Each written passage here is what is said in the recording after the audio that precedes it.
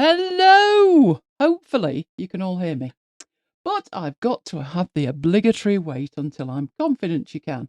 So hello to everyone who is with us live in the chat. Have you downloaded it? Have you installed it? Were you expecting another update? Let me know. I'm live. Excellent. Thank you for that, Mike. Thank you for everybody else for letting me know. Let's get on with it. Now, I should probably start this with, if what you're after is somebody to sit with some nice warm milk and read the release notes to you, this is not the session for you. I will be showing you the bits that work, the bits that don't work, the bits that work with a little bit of persuasion, and everything else besides. But it's not going to be a 3-minute wonder. So if that's what you want, you need another video. So there has been another update to Affinity. That was surprising, wasn't it? We had one in March, middle of March, and we've now got another one, middle of April. So before we get going, come on, move along. Right, we're broadcasting in HD. Make sure you are watching and receiving in HD. There is a flash in the lower right-hand corner. It should be red. If not, you are not watching in the best quality you could be. So make sure you go down there and toggle on the HD option. While you're there, there's a like button, and we like the like button, but not quite as much as YouTube like the like button. So hit the like button if you find anything that is useful to you. So if you've never heard of me, I'm Elaine Giles, been using Affinity since, forever. I used some serif apps in the 90s and then moved wholesale to all of the Affinity apps when they launched starting in 2014. And I've used them every day since then. But I am not affiliated with Canva or Affinity or anybody else. You're not buying my opinion. Have you seen how many videos do that these days, Mike? But anyway, before I digress. Right, it looks like it could be a pretty tiny update, but it's not. There are some smaller things which I'm going to group together under general updates. Then we've got Pixel Studio updates, Vector Studio updates, my favourite, Layout Studio updates, and there's a really good one in there. But we've also got the introduction of Brand Kit integration and AI automation with Claude. So I would say those two are probably the biggest updates, and I haven't seen much in the way of talking about them. So I thought we'd deep dive it. Now, in the meanwhile, if you have any questions, we'll have a Q&A at the end. Put your questions in the chat as we go. We'll collect them ready for the Q&A at the end of the session. If you can remember, please put a Q at the beginning. It makes it a little easier for us to find them and for Mike to collate them. Right. I know design feelings can get high, but please keep it nice and friendly in the chat because we love to hear what you've got to say in the chat. And that's where you put in your questions as well. Right, so the update. Right. If you are on a Mac, it will automatically update if you just click the Install Update button. On Windows, it's a little bit more manual. But that is what you should be seeing. You can see I had 3.1 installed and it offered me 3.2. Initially, no release notes. So helpful. Not, note the sarcasm. But luckily, they did appear within a few hours. So you can read the release notes from that link that's in there. Just like the 3.1 update, I did get prompted to overwrite some studios. Now, whether you choose to overwrite them or to make a copy depends on how much you have customized them. Now, the studios that it's referring to are built-in studios. So there was 2 last time, there are 2 this time, but they're not the same ones. So this is talking about the Vector Studio. Now, if you've customized the life out of the Vector Studio, you're going to want to make a copy. You will then end up with Vector Studio 2. I chose to overwrite it. I'm not particularly concerned about... I would much rather have my interface look as close as possible to your interface so you don't get confused when I'm doing demos. So I chose to overwrite it. The second one was the Compositing Studio, and I again chose to overwrite that. Your mileage may vary. If you are in any way concerned, make a copy, and you can then manage your studios through the interface of Affinity. So, what's new? Well, as I said, I'm going to start with some brief general updates. We now have integration with DaVinci Resolve, which is a free video editor. There is a free version. There's also a premium version.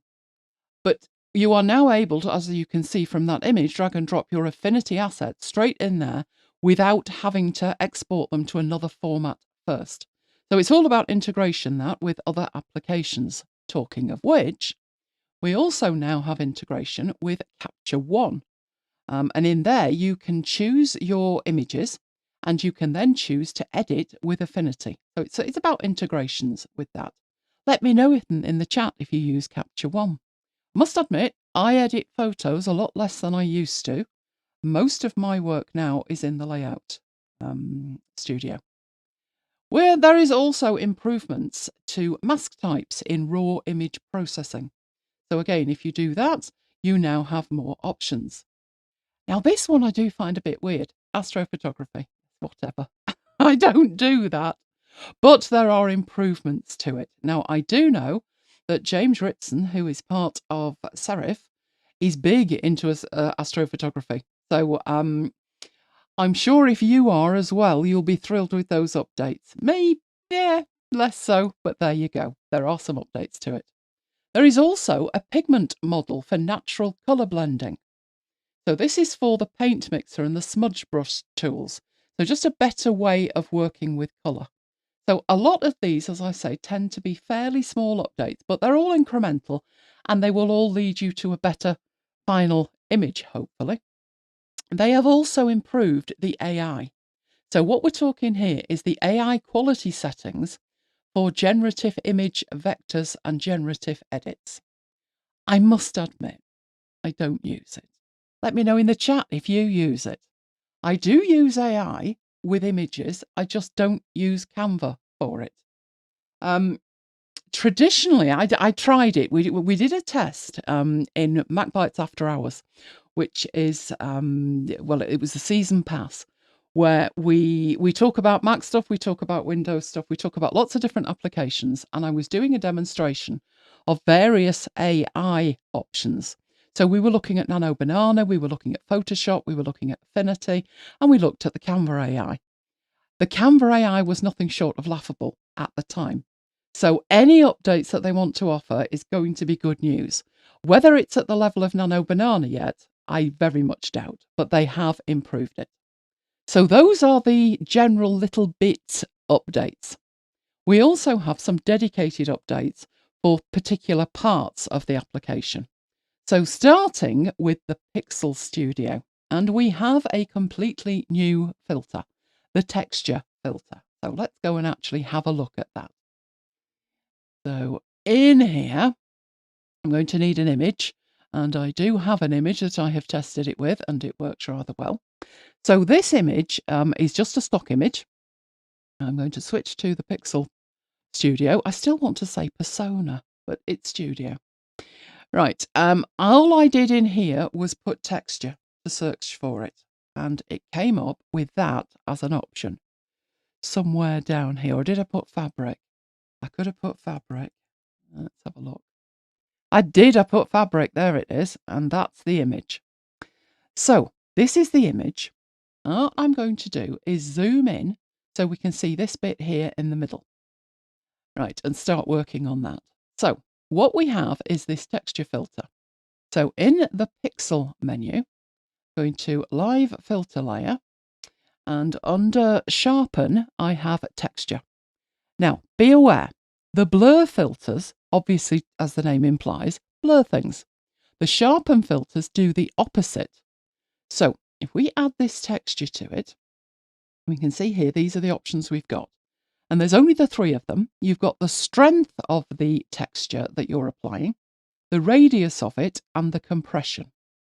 Now, you'll see a big difference in the middle where we've got these sort of strands of cotton as I move this up and strengthen it. And it brings the detail out of that. So if we take it all the way up, that's far too much, but you can see that you've got detail in there that you wouldn't already have had.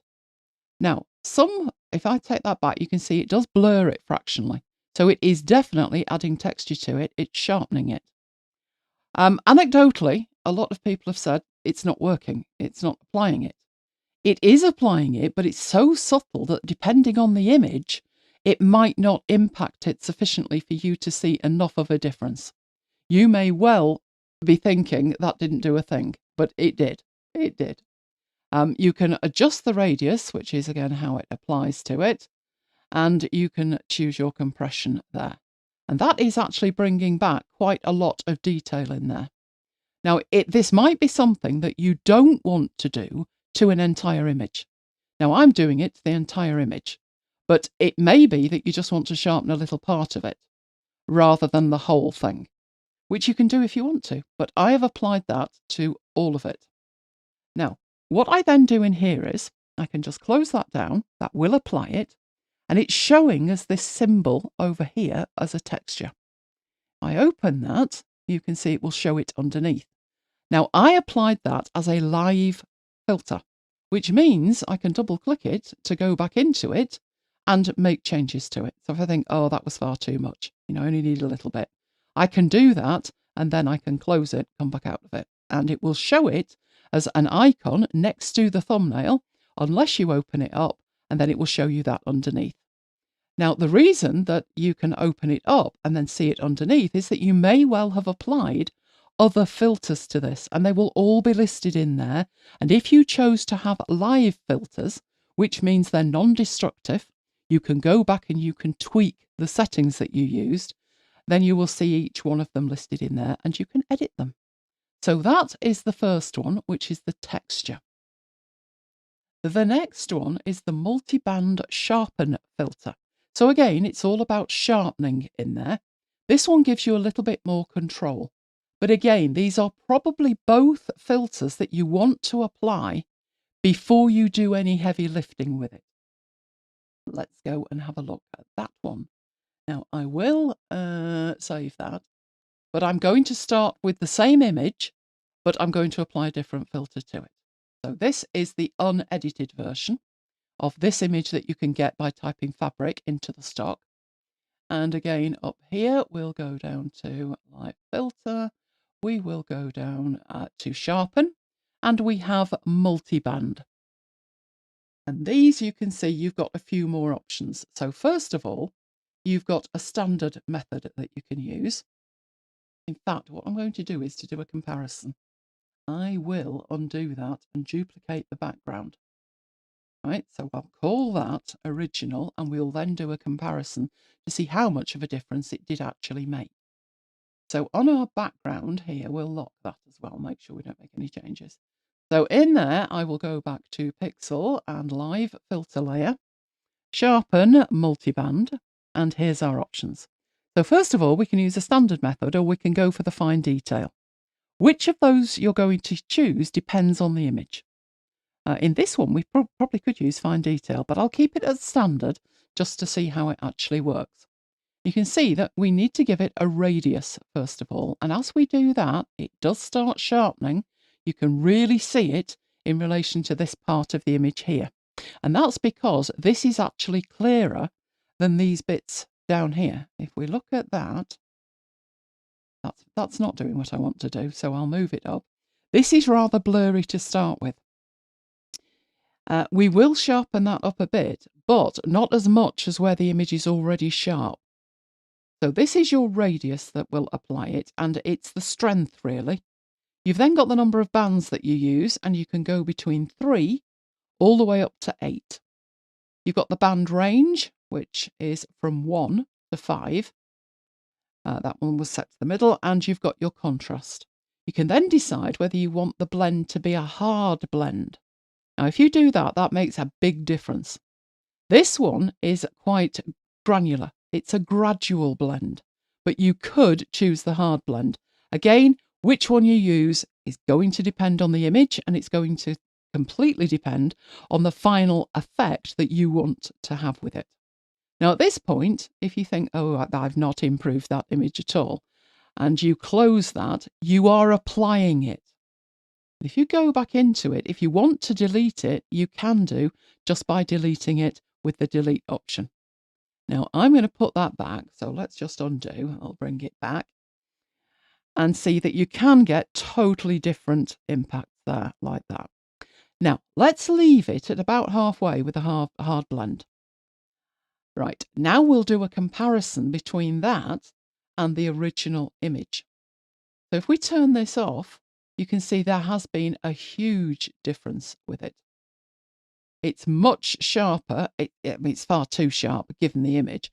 But again, depending on your image, you might want it like that. But you can see how much of a change there is.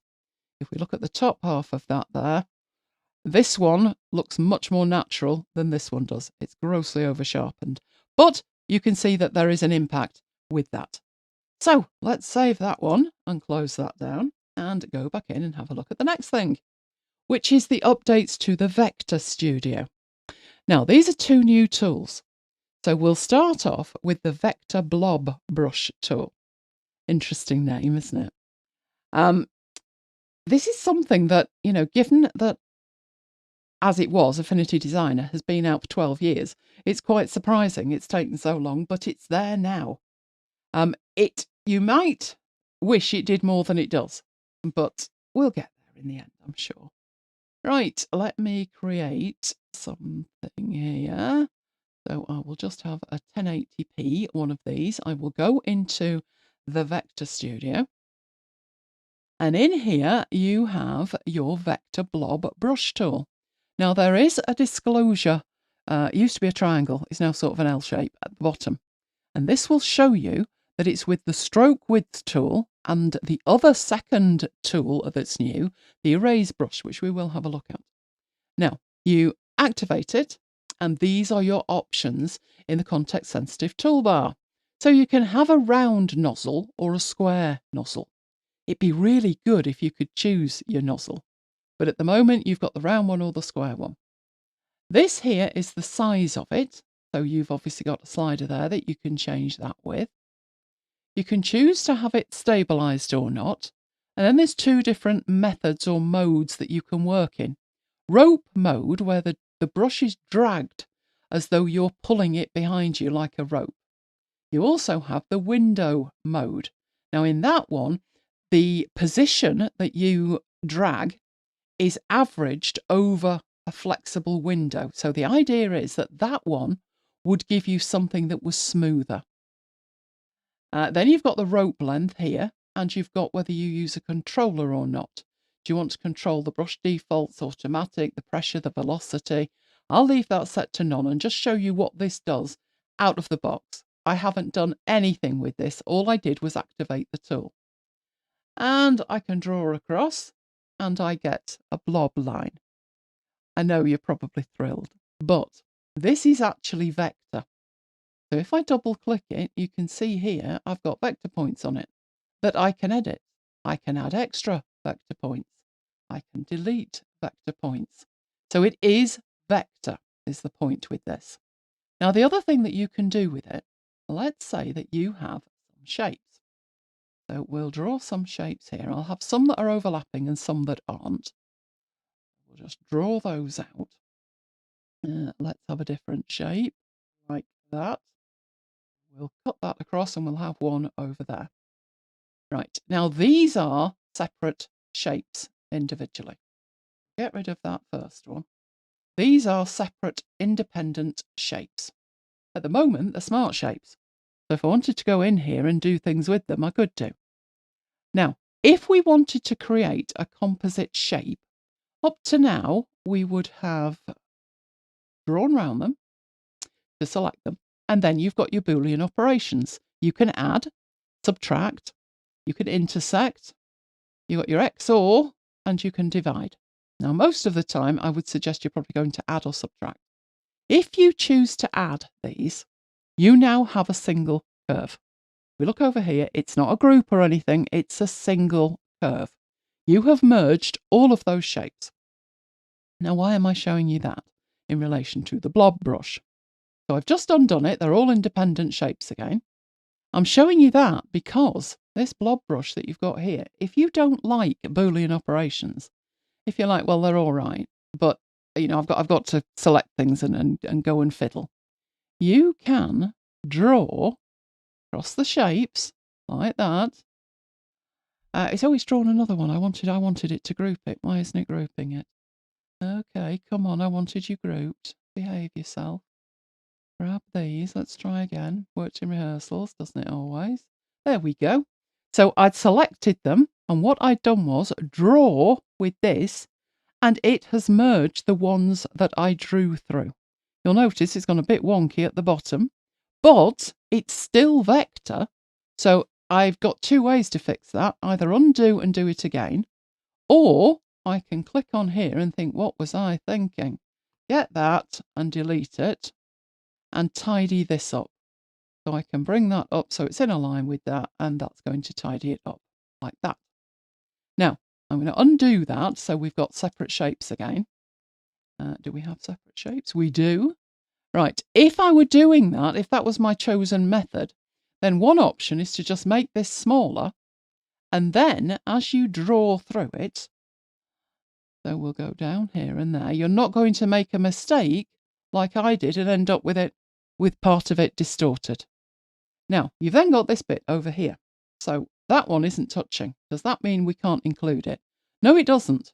But we will end up with like an umbilical cord between them. So with the blob brush still selected, and with all of the shapes selected, and to start off in the top left, move through, grab this one, and then go across to that one.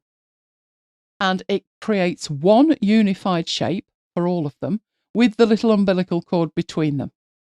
If you wanted to get rid of that, you could. I personally would just use the Boolean operations, but there again, I'm old school. I've been doing this for more years than I would care to admit publicly. But if you prefer to use a tool, then fantastic, you can do that. And that is the Vector Blob Brush tool. I'm thinking they probably will improve that in the future and allow you to use different shapes with it. But that is what you've got at the moment. Now, the other tool is kind of the inverse of that. Instead of adding things together with this one, this is the Vector Erase Brush tool. I think this one is something I might actually use more than the blob brush. Let's have a look at that. So you have a shape. Now I'm going to get rid of this shape.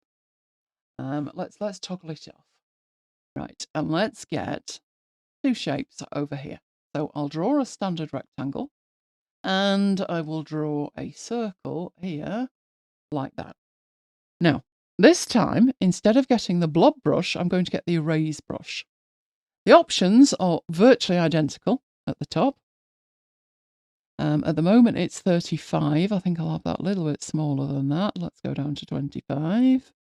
Oh, hang on, that's the rope, isn't it? Never mind. Forget that. Let's go down here and make that 60. A bit smaller. There we go. Right, what this is going to do is I'm going to select that, make sure I've got the erase tool, and erase through it like that. That is now, as you can see, one single curve, but if we double click so we can see the points, they are totally separate, and these can be edited independently of them all. So that you are actually erasing part of a vector. And you're not just covering it up with something. Again, you could do this with the Boolean tools. It's just a different way of doing it.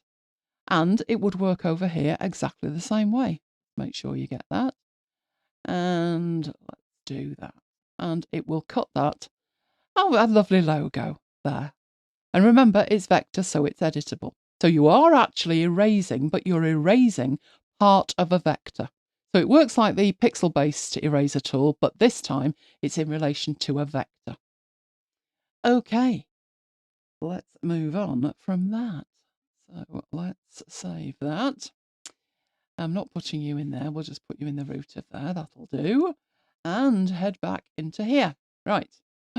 Right. Okay, so we've done the pixel updates and the vector updates. And we're moving on to my favourite, which is the Layout Studio and the updates we have in there. I'm starting off with two that are really quite tiny, but trust me here, I'm saving the best for last. I think one of the best updates is to do with the Layout Studio, and we also have two independent features to look at. that apply whether it's vector, pixel, or layout. And there's a long demo coming up of that. So don't think, good grief, she's 26 minutes in and she's almost finished. No, this is not a 3-minute wonder video. Right, so we're going to start off with the hyperlinks. So what they've done is added a way for you to use hyperlinks that is much more intuitive than has ever been in Affinity. Now, if you weren't using Affinity when Publisher was released, which was 2019, no, it was 2018 in beta, 2019 properly. In 2018, they released the initial beta for what was Affinity Publisher. It had no capability to add a hyperlink. I'm not kidding you. It had no capability whatsoever. And I thought, oh, good grief, I can't use it. Because it was aimed squarely at print. And obviously, hyperlinks in print, not a total necessity. They very quickly added the ability to add hyperlinks. And then when you output to PDF, your hyperlinks went with it. But the dialog box that they used for that looked like it was an afterthought. And all these years on, 8 years on, it looks like an afterthought. This new feature will enable you to work with hyperlinks in a much better way. So let's add one of these. And obviously, if it's a hyperlink, you are going to be putting it on text or an image. I've not tried an image. Oh, right. Let's try it on text first. So if I'm putting text in here, you can read the full tutorial on my blog. Right. That. Now, if I type in my blog, which I actually have a shortcut for, if I type it in, it doesn't automatically make it a link. But if I select the text and I add a hyperlink, so Command and K will add a hyperlink, and this is the dialog box that looks like Time Forgot It. You choose in here your URL, or whether it's an email or an anchor or whatever type of link you want. Obviously, in this case, it's a URL. And it picks up the text that was selected when you tried to add the hyperlink. You then get the option to use a character style. So it's talking about the text style here. And in this case, it's going to be a hyperlink. And that way, it will look like a hyperlink. And everything works perfectly, doesn't it? Not a problem at all. But what if I didn't want to have the URL in the text? What if I just wanted that text to say, you can read the full tutorial on my blog. Right, so I would highlight the words my blog and I would Command and K. And that drives me insane. Please just leave it alone, because I've now got to go in here and I've got to edit it. Now, as I say, I do have that where I can just use a shortcode and it will correct it. And then now this is another thing that annoys me. You can't just press enter. Crying out loud. Just make the OK button, because now I've got to move my hand and I've got to use the mouse to click it. But there's a hyperlink and it works. So that's what we've had. Let's undo that. What we now have is better than that. Let me just... Now, you do need, for this to work, what we're looking at is having the link on your clipboard. So the link that I would want is my blog. So I would have that copy. So Command and C, Control and C, or Edit Copy. And I would select the text that I wanted to have the hyperlink applied to. And I would paste. Command and V, Control and V, or Edit Paste. And what has happened is it's added a hyperlink to the text I had selected, which means I don't have to see the ugly dialog box, nor do I have to edit the ugly dialog box, nor do I have to move my hand to the mouse and click the OK button because they haven't got the width to make that the default. But I digress. Oh, enter should do the thing and escape should hide the dialog box. Just saying. But that is what they've added. I think that is a huge update. I know you probably think it's tiny. Yes, but if you were doing that in your text 50 times in one document, that dialog box would get old fast. Trust me on that. So the ability to paste it is great. The only caveat to that is, of course, you would have to have the link on your clipboard. Now, I think if what you're doing is maybe putting a link to something else. So if I just show you, I've got a browser here, and this is the Affinity help for the open type fonts. What I would probably do is think, oh, I want to put a link to this, and I would copy it.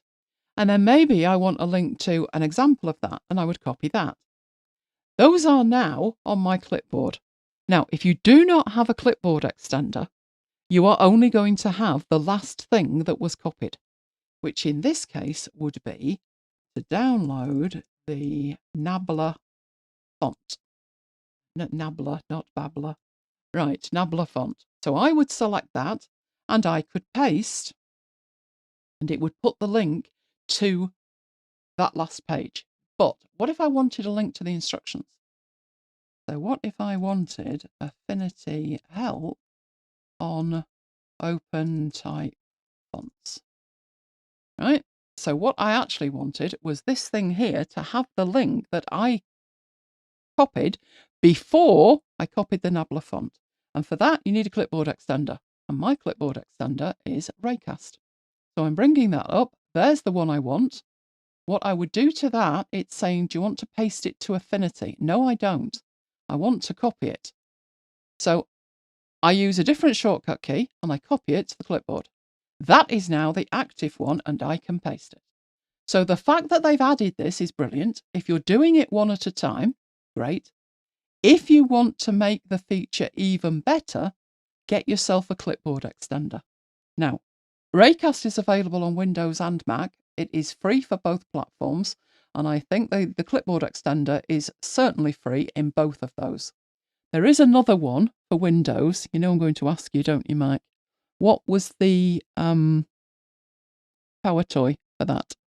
Mike's going to head off and have a look. He'll put it in the chat. Right, so that is that. If you organise yourself with links, this could be incredibly powerful. Now, when I say organise yourself with links, I'll show you one more thing, which is something I do. So let's say that I needed to say, watch the deep dive on 3.2. Right, so there's a YouTube link involved in that.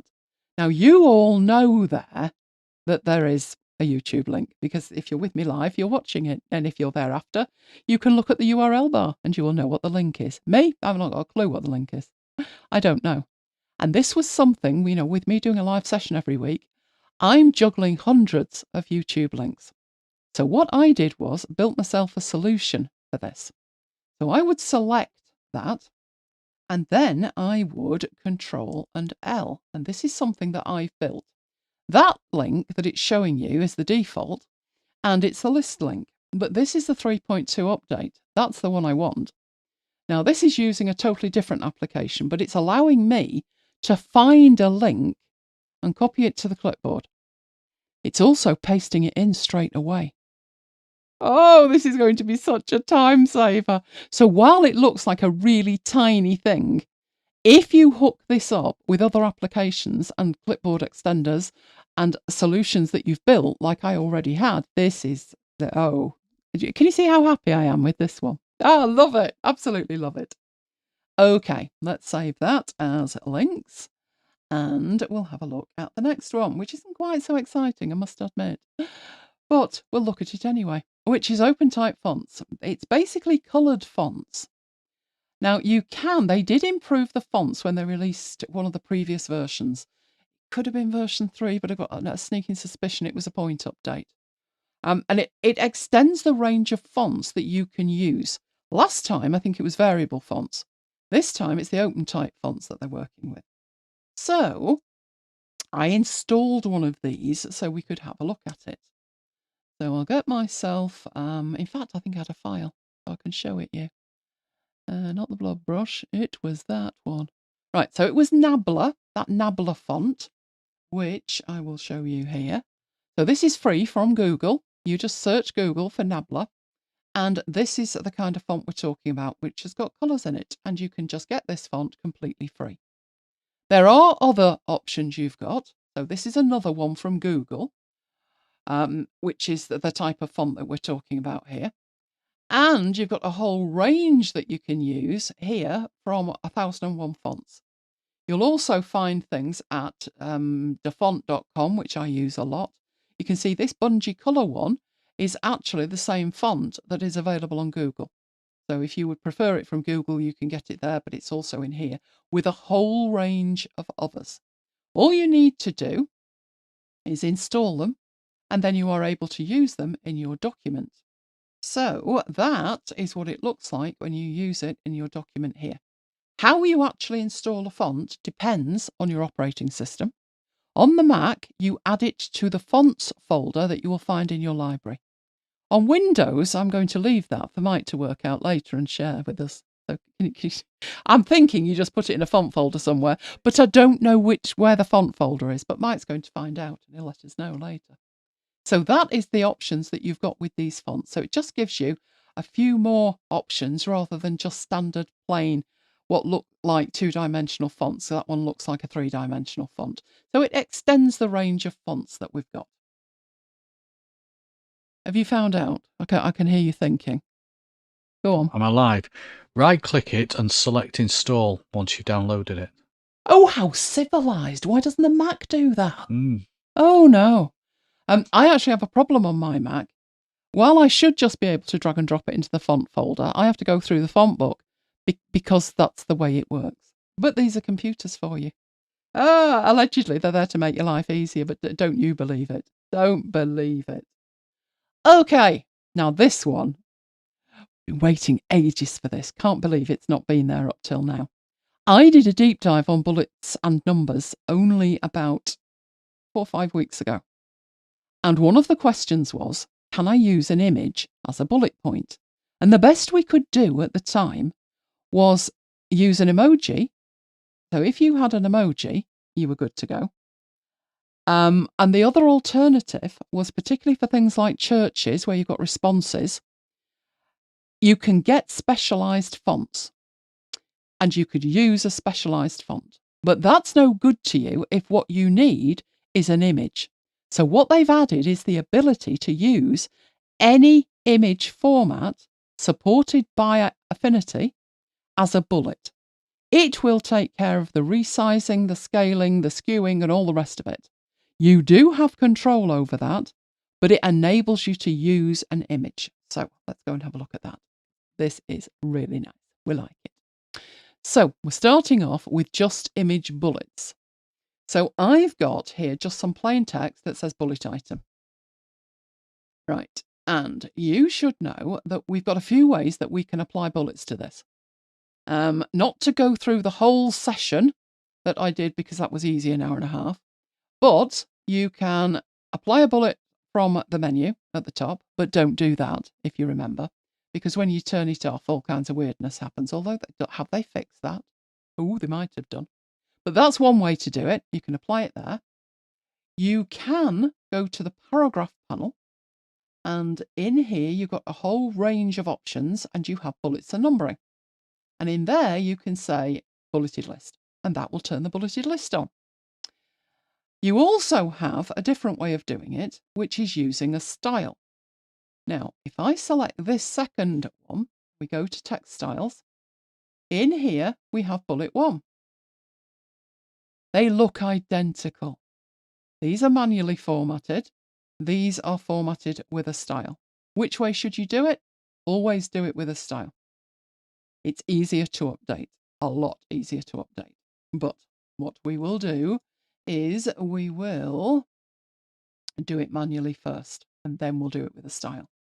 So, doing it manually first, you make a selection of the items to be added to your bulleted list. Initially, it's set to no list. Right, in there, we set it to bullet. That gives us a level 1, and it's using a particular character. And in this, where it says text, you have this blue lozenge. That is a tab. If I were to delete that, you can see now there's no gap. If you need to add that back, you have the option in here to go in there and choose tab, and it will put it back. Right, this, very tiny I know, is the bullet point. So if I delete that, It is a bulleted list, but it has no bullet. Until now, we've had this option where we choose from here.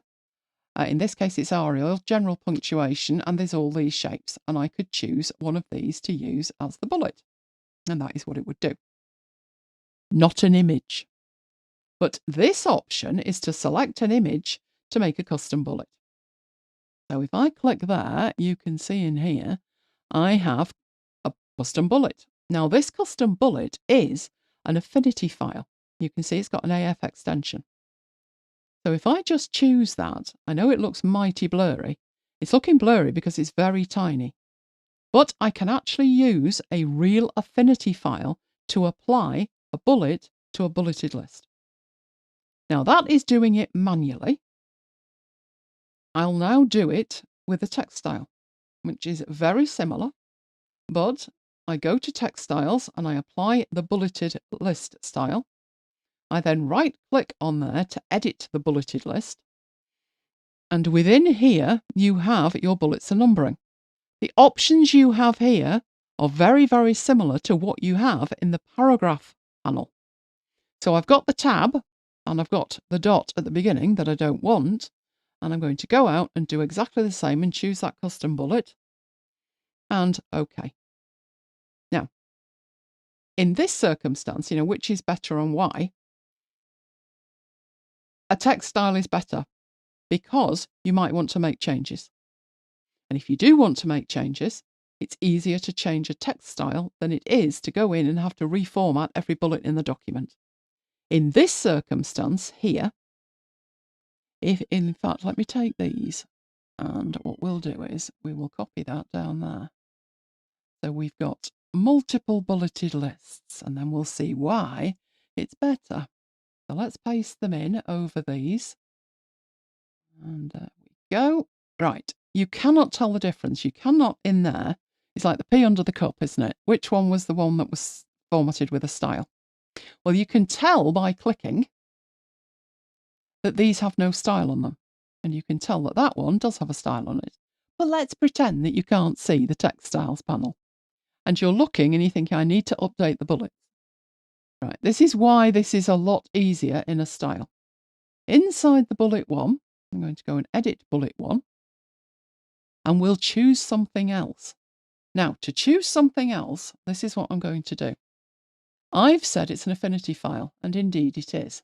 Right? That's the Affinity file opened. It's custom bullet that looks like a little clock. And you can see that that's where the colour's coming from. So let's say that we want it a lurid pink. Why, I don't know, but we want it a lurid pink. I've opened the file, I've changed the colour, I've saved the file, and now I've closed the file. That does not update anything in here because it's not linked to that bullet.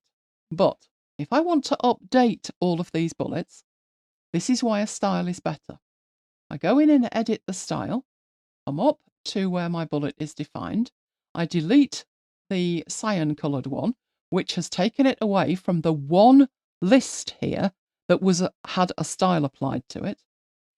I go out and I choose my custom bullet again, and now you can see it's the lurid pink. And OK. And it updates everything there. Now, obviously, this is why a style is better than manual formatting, because all of these, oh dear, oh dear, oh dear. Right, what would I do with that? Well, these shouldn't be formatted via the paragraph format. Right, so let's just say no list. Let's go back to the text style and say, but make me a bullet one, like that. And I would have to do that for all of them. For speed, I'm not going to do that. For speed, I'm going to copy these and I'm going to replace these here with my formatted one. And I need to do that with it. So I'll leave the top and I'll leave the bottom, but the middle four are formatted with a text style. I will do the same again. I'm going to open up that custom bullet. Can't be doing with that colour. Let's have something nice and soothing. Like, well, no, we started with that one, didn't we? That's not quite soothing, but it'll do. Right, so we've now got a green bullet. And I want to update all of the bulleted lists that are based on the text style. Couldn't be easier. Edit, go into there, delete the pink one, go out and get the bullet, which is custom bullet, open that up, and OK. And everything gets updated that is using a text style. And that is what you can do. Now you can use an image. Now, I used an Affinity image. It doesn't matter what you use. You could use, well, anything you've got, really. So Affinity file, SVG file, PDF, PNG, JPEG, doesn't matter. And it will take care of the sizing to make it look reasonable. But you should be thinking, yes, but Elaine, they don't match, do they? The bulleted item text is here, and I can change that. So let's say that for whatever reason we wanted it purple, but the bullets remain the colour that the image was. And that is true with every file format you use except one. And that is what we're going to be having a look at next. So let's close that file down. Magic colour matched bullets. What if you wanted the bullet colour to change when you change the colour of the text? Oh, yes, you can do that. There is one caveat, and that is you must use an SVG graphic to do it. So let's go and have a look at that. Right, I'm going to fold up all of these folders, and I'm going to open up another file, which from memory, I think it was exactly the same as the first one. Right, these are my items that I'm going to apply bullets to. But where are the bullets? Well, I'm actually going to make the bullets. So I'm opening up this, which is bullet symbols. And you can see them. So these were from a mass, an order of mass. Right, so we have these two shapes. Now, what we're looking at here. Now, how did I get these shapes? I'm not doing the whole demo, we'll be here all day. But I actually took a screen capture and I did a vector trace. And then I did some Boolean operations. This character, if we look in the layers panel, is just the letter C. It's just a curve. And this is a P. It's just a curve. Now, they could be anything. You could design whatever you wanted. Mike mentioned paw prints earlier. You could have a bullet that was a paw print. If you wanted. You could indeed. You can design whatever you want. I made these as simple as possible because I wanted to create an SVG with them. Now, for this to work, and you're going to take one look at the code and not like it, but trust me, it's not as bad as it looks. For this to work, I would have thought black was fine. But I would make these any colour other than black or white. So in here, where you've got the actual shape, just give it a colour. Any colour, just not black or white. So I've applied a colour to it. Now, why am I doing that? I'm doing that because when it creates the SVGs, when I export these designs as SVG, it will send that information to the SVG, whatever colour that is. Now, the next thing I need to do is to export it. Now, because there's two of them, I would use the export persona, which is here. We need a session on the export persona, I know. But what I've done is I've said digital, high quality SVG. And by doing this, I can export the two of them at once. So this one, wrong folder, we will put them in there, right? So this is the, these two are the Affinity files. I'm going to export these to there. And then I can save that file and close it. Now, what has that created for us in our Finder? We have the two Affinity files, and we have an SVG, which is the C symbol, and another one, which is the P symbol. They are SVGs. Right, so what I'm going to do is we'll format this first list. Let's zoom into there so we can see it. We will do it just as paragraph because it's a demonstration, so it doesn't really matter. So we'll apply a bullet to it, and we'll go and get one of those characters. So we'll choose the C. There it is. Right, if I change the colour of this text, nothing happens.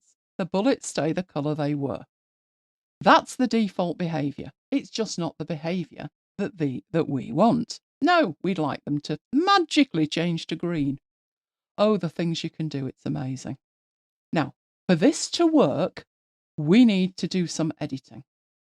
And you're not going to like this editing, but don't panic. The trick to making it work is you must apply a colour before you export to SVG. That is the only thing you need to make sure you've done for the next bit to be able to work. Now, I know that that's a graphic, and so do you. But SVG is a scalable vector graphic.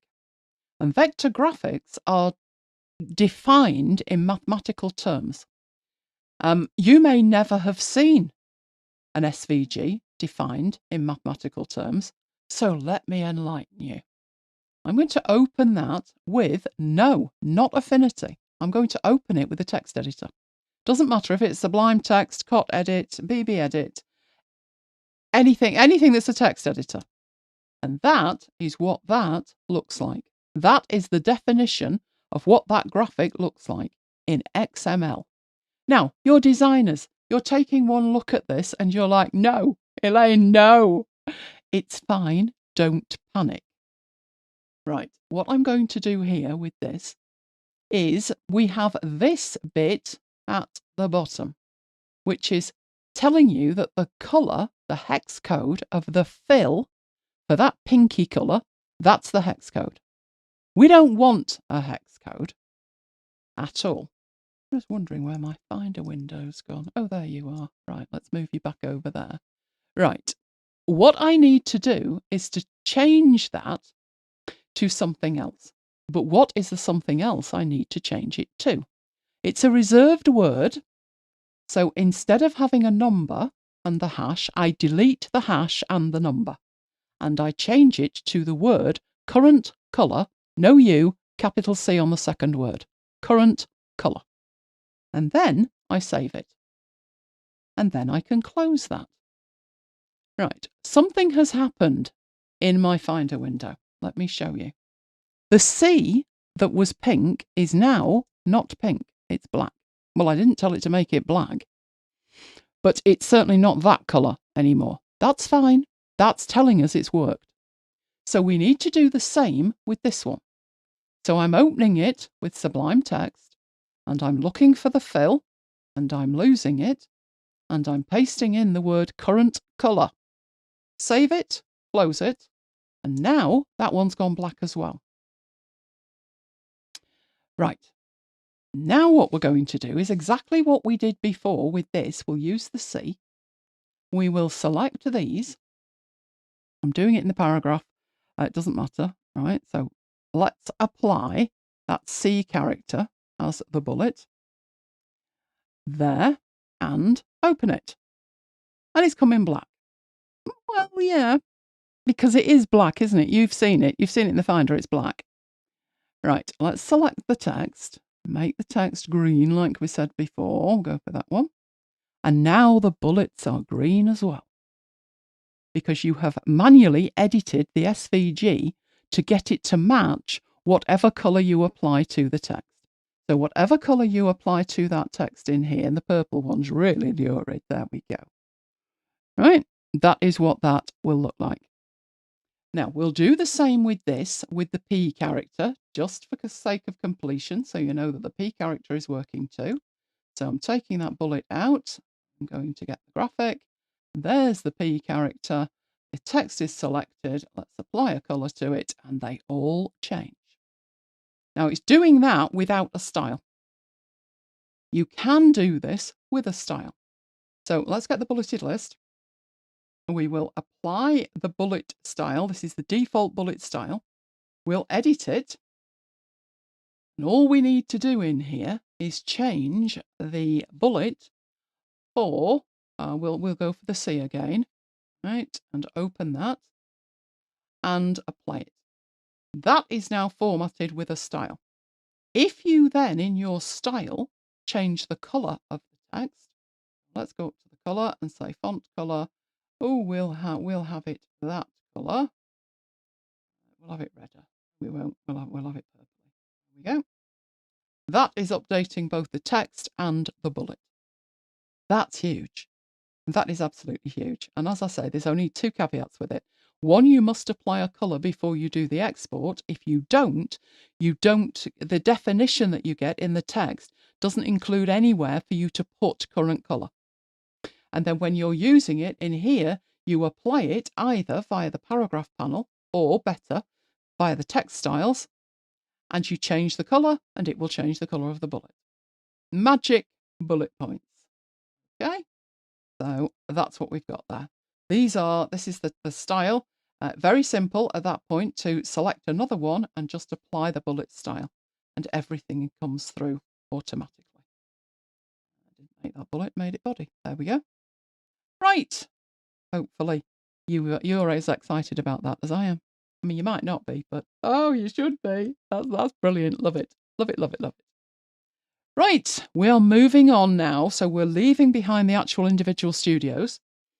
And what we're doing is looking at Canva Brand Kits. So if you're with me live, let me know in the chat.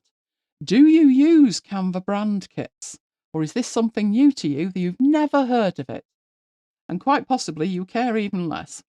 So what I would intend to do is explain to you what a Canva Brand Kit is. Right, what we're looking at here is on the left-hand side of that screen, we are looking at Affinity. And you can see that we are in the vector persona and we have Canva Brand Kits as a panel. On the right-hand side, we are looking at Canva online and we're looking at a brand kit. So what I will do is I do have a Canva account with some brand kits set up. I will show it you first, then I will show you how to configure it because there's a little bit of configuration needed, and then I'll show you how you can edit it. All right, well, we've got never knew, don't use Canva, it's new to me, never tried it, don't know them. Oh, and I'm loving Peter, heard it, used it, dumped it. Maybe we'll tempt you back. Who knows? Who knows? Okay, so first of all, let's have a look at a Canva brand kit. So we'll need a browser and we'll need to go to Canva. Right, this is my Canva account. Right, I do have a pro account. More on accounts later, but the pro account I have is now deprecated. So if you're saying, well, can I have the account you've got? Sadly not. Mine is a Teams account, which means I get to share everything with Mike. That has been replaced by a business account, but never mind that. If you have a free account, you can have one brand kit. The problem with that is that to make this work with Affinity, you need a pro account. The free account is not enough to make this work.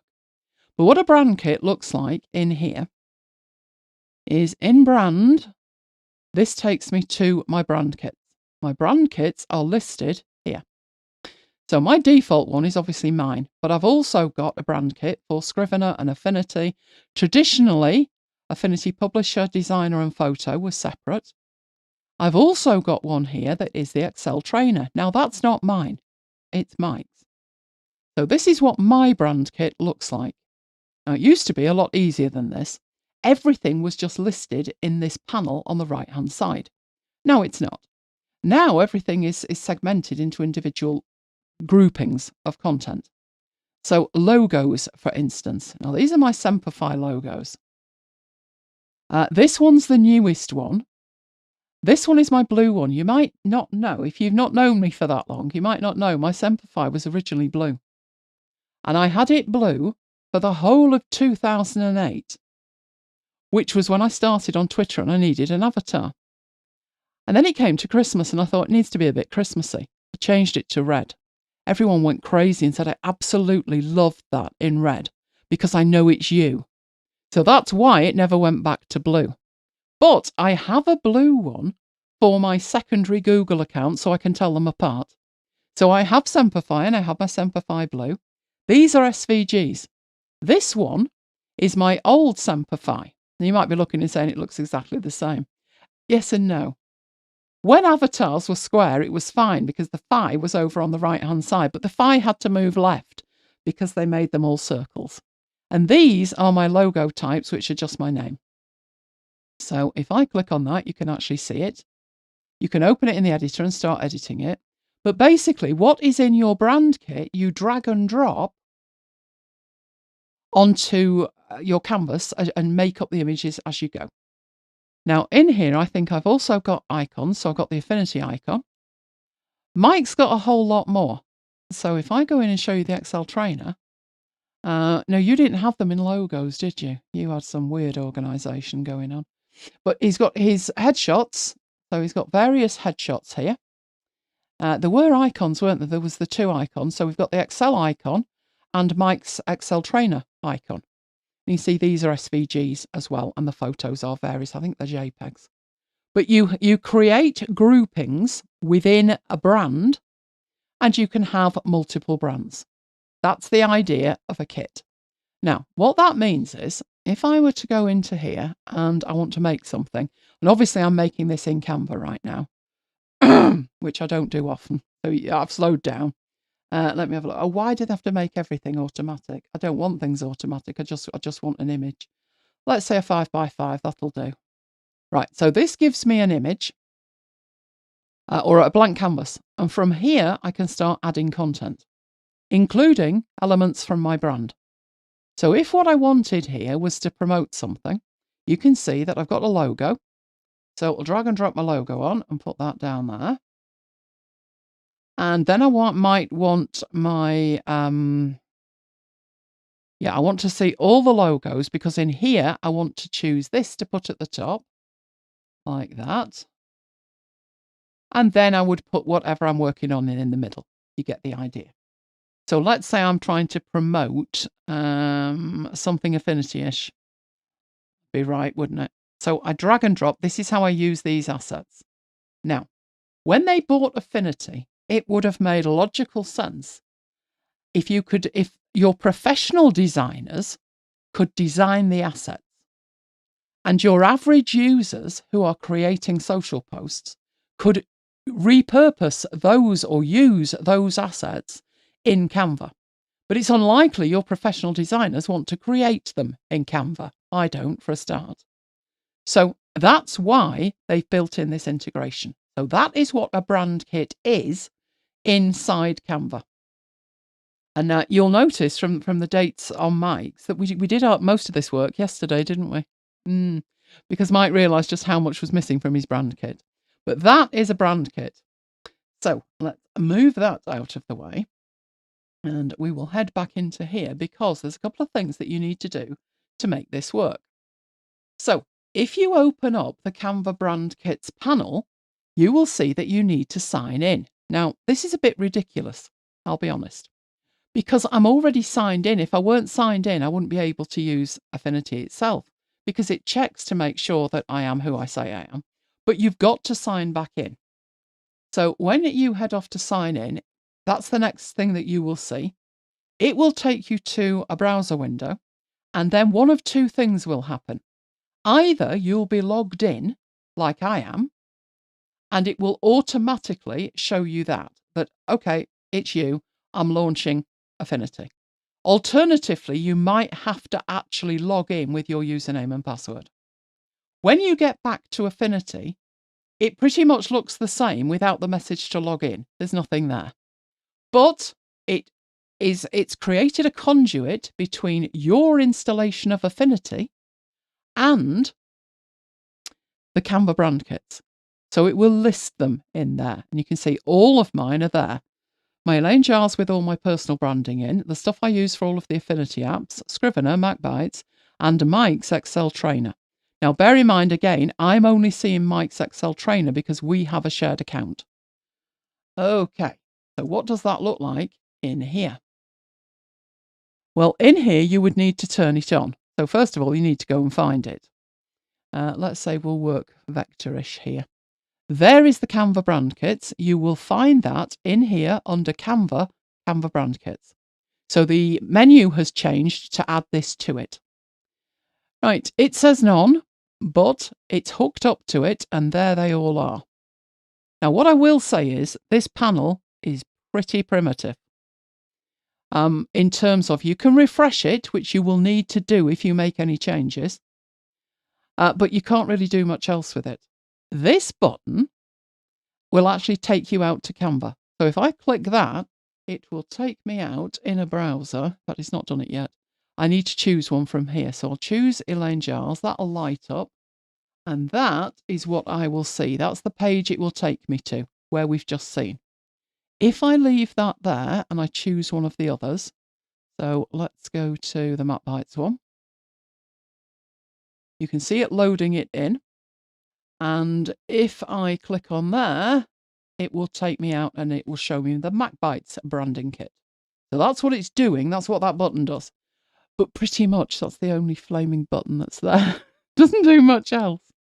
Right, we'll start with my brand kit here and show you that the assets that you have, it says all. When you click the drop down, the groupings that you see here are what are the groups that you have on Canva. They are replicated in here. So if I wanted to filter for just logos or filter for just icons, I could do that. If this was Mike's brand kit, you can see he had nothing in logos, but he had 5 photos, and then he had some icons as well. So that's what you've got in the top half of this here. This bit is going to change depending on what you have selected in that drop down. Right, let's get back to mine. So that's what we've got there. And then we have colours. And these colours are the brand colours that I have defined in Canva. To use those, absolutely straightforward. Let's get some shapes.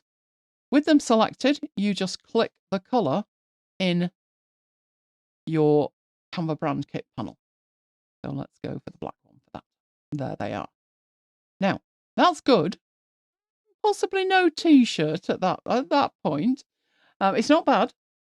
But if I go up to my colours, my swatches, we now have a new swatch type, which is the Canva swatch type. And I can actually access those from the same place as I'm used to getting my colours. Because from a workflow perspective, I don't want to be up here choosing my global colour palettes and my Affinity branding and not be able to quickly get to my Canva branding, which I can do. And then I can apply those from there. Just like, let's make that one. There we go.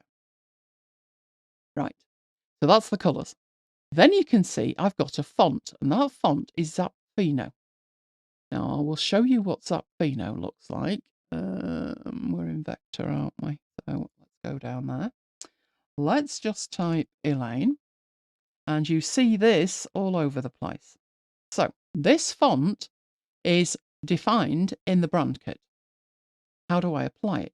Well, I can just click it from the brand kit. That's my first option. Let's undo that. My second option, though, and they have thought this through quite carefully, I want colours in the swatches. Where would I look for fonts? I would look for fonts in the font drop-down. We now have all, recent, used, favourites, and brand kit. When I go to brand kit, you can see I've got Zapfino listed, and I can apply it. If I switched to Mike's brand kit, you can see that he's got various formats of Verdana in here. And again, I can apply that from there. So there's just the bold. There's the bold and the italic. And now if I go up here in my brand kit, I've got Verdana. I think the Scrivener one has a different one. So let's just try it. We do. In here, I've created text styles and I've got a font of Georgia Pro. So with it selected, I would apply that from there. And if I look up here in the brand kit, you will see the fonts just for that brand. Right, that is using it. That is using it. But the whole point of them adding this is that you can create content in Affinity and add it to your brand kit. So if I go to my brand kit here, I can add items to this. Now, what might I want added?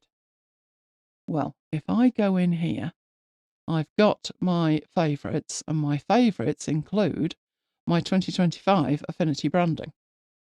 So if I wanted this element and all of these other coloured elements, let's see the whole thing, all of those, with and without a drop shadow, adding up here, I could do that. But you need to select a category first.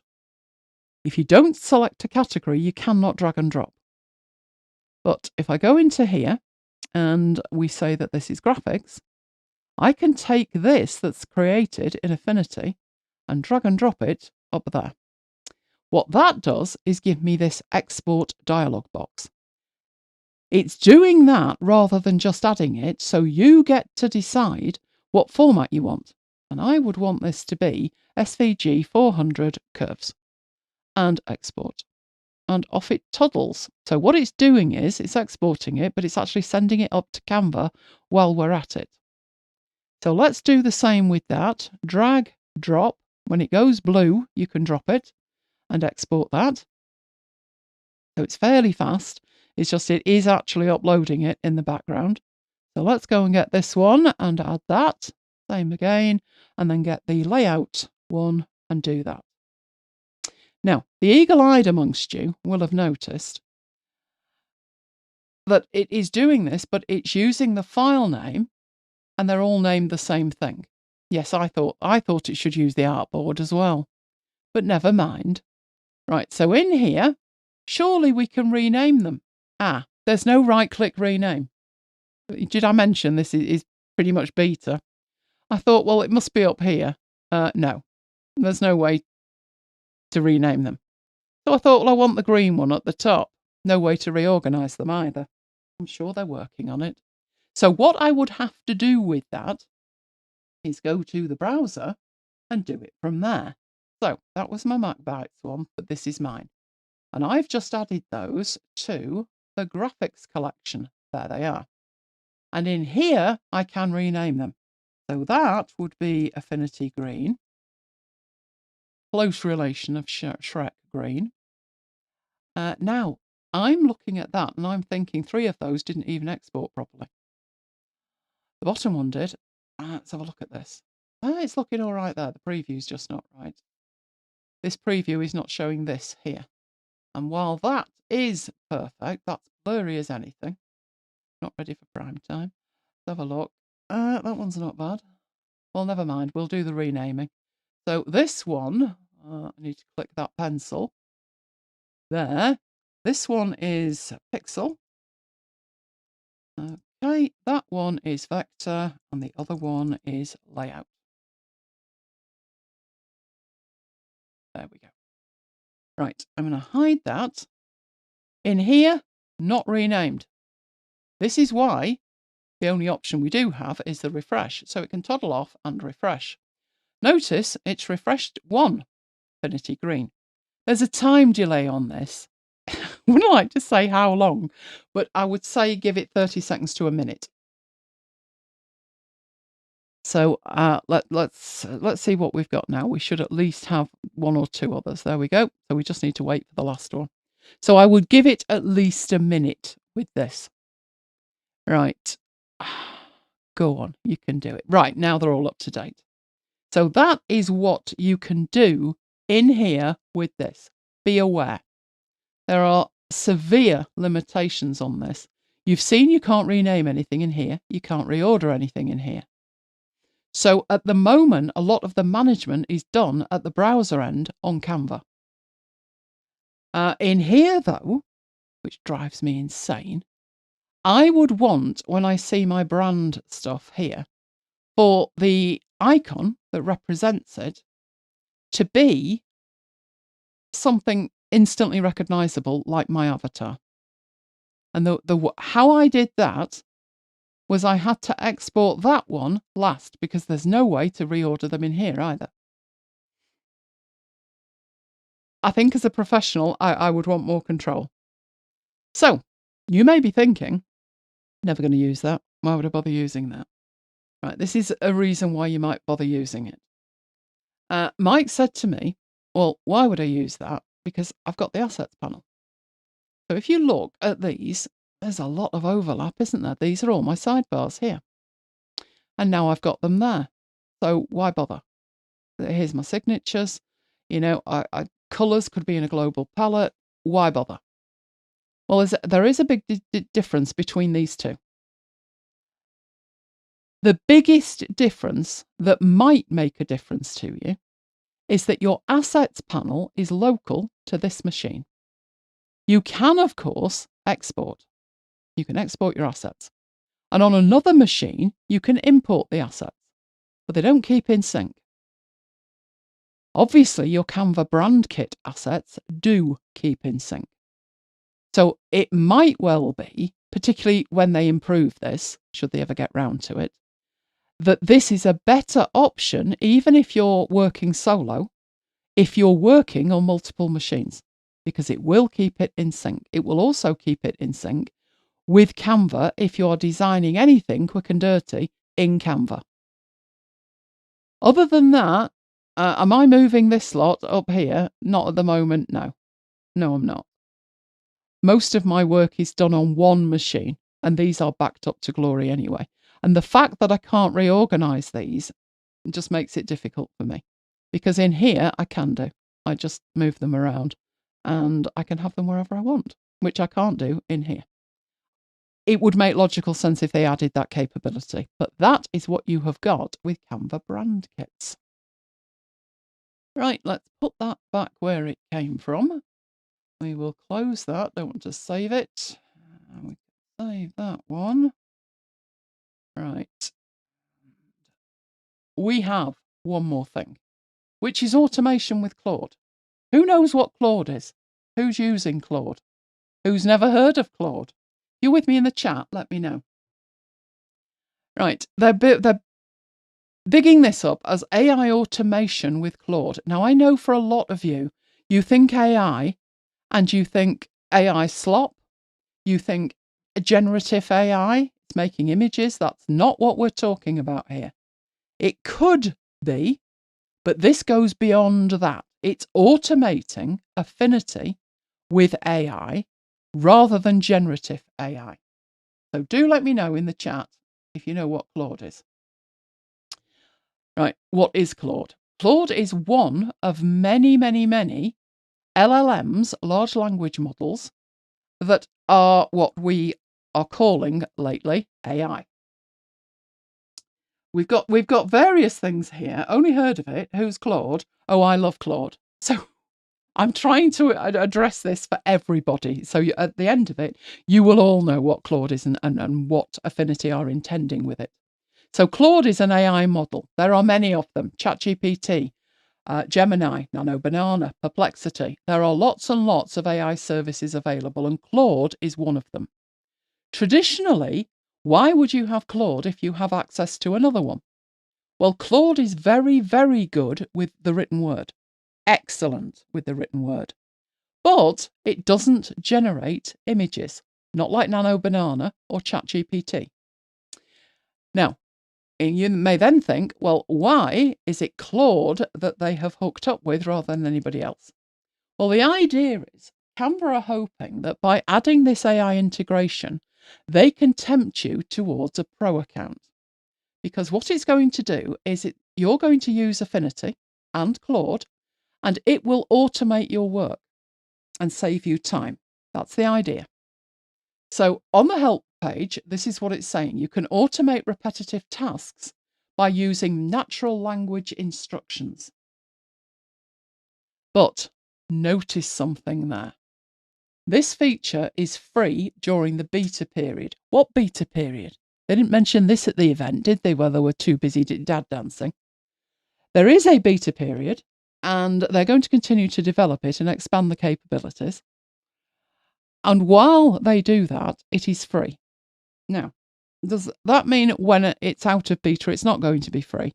And if it's not going to be free, who are they talking about you paying?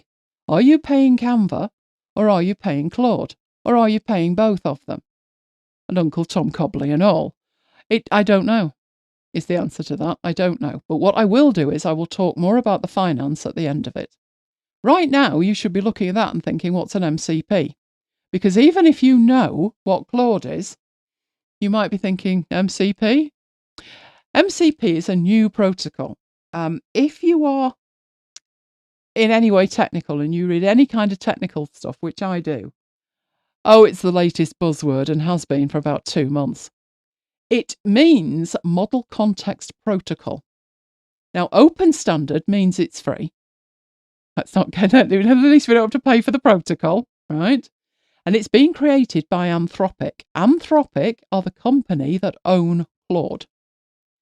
It is the language that allows the AI models to talk to data sources, software, and databases. And that is why Affinity, via the MCP, can talk to Claude, and Claude, via the MCP, can talk to Affinity. So that's how it works. Now, the big problem with this is I took one look at this and thought, this is going to be a nightmare to set it up, and I wasn't wrong.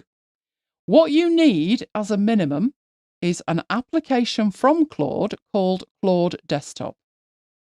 Anecdotally, I've heard a free account is enough at the moment.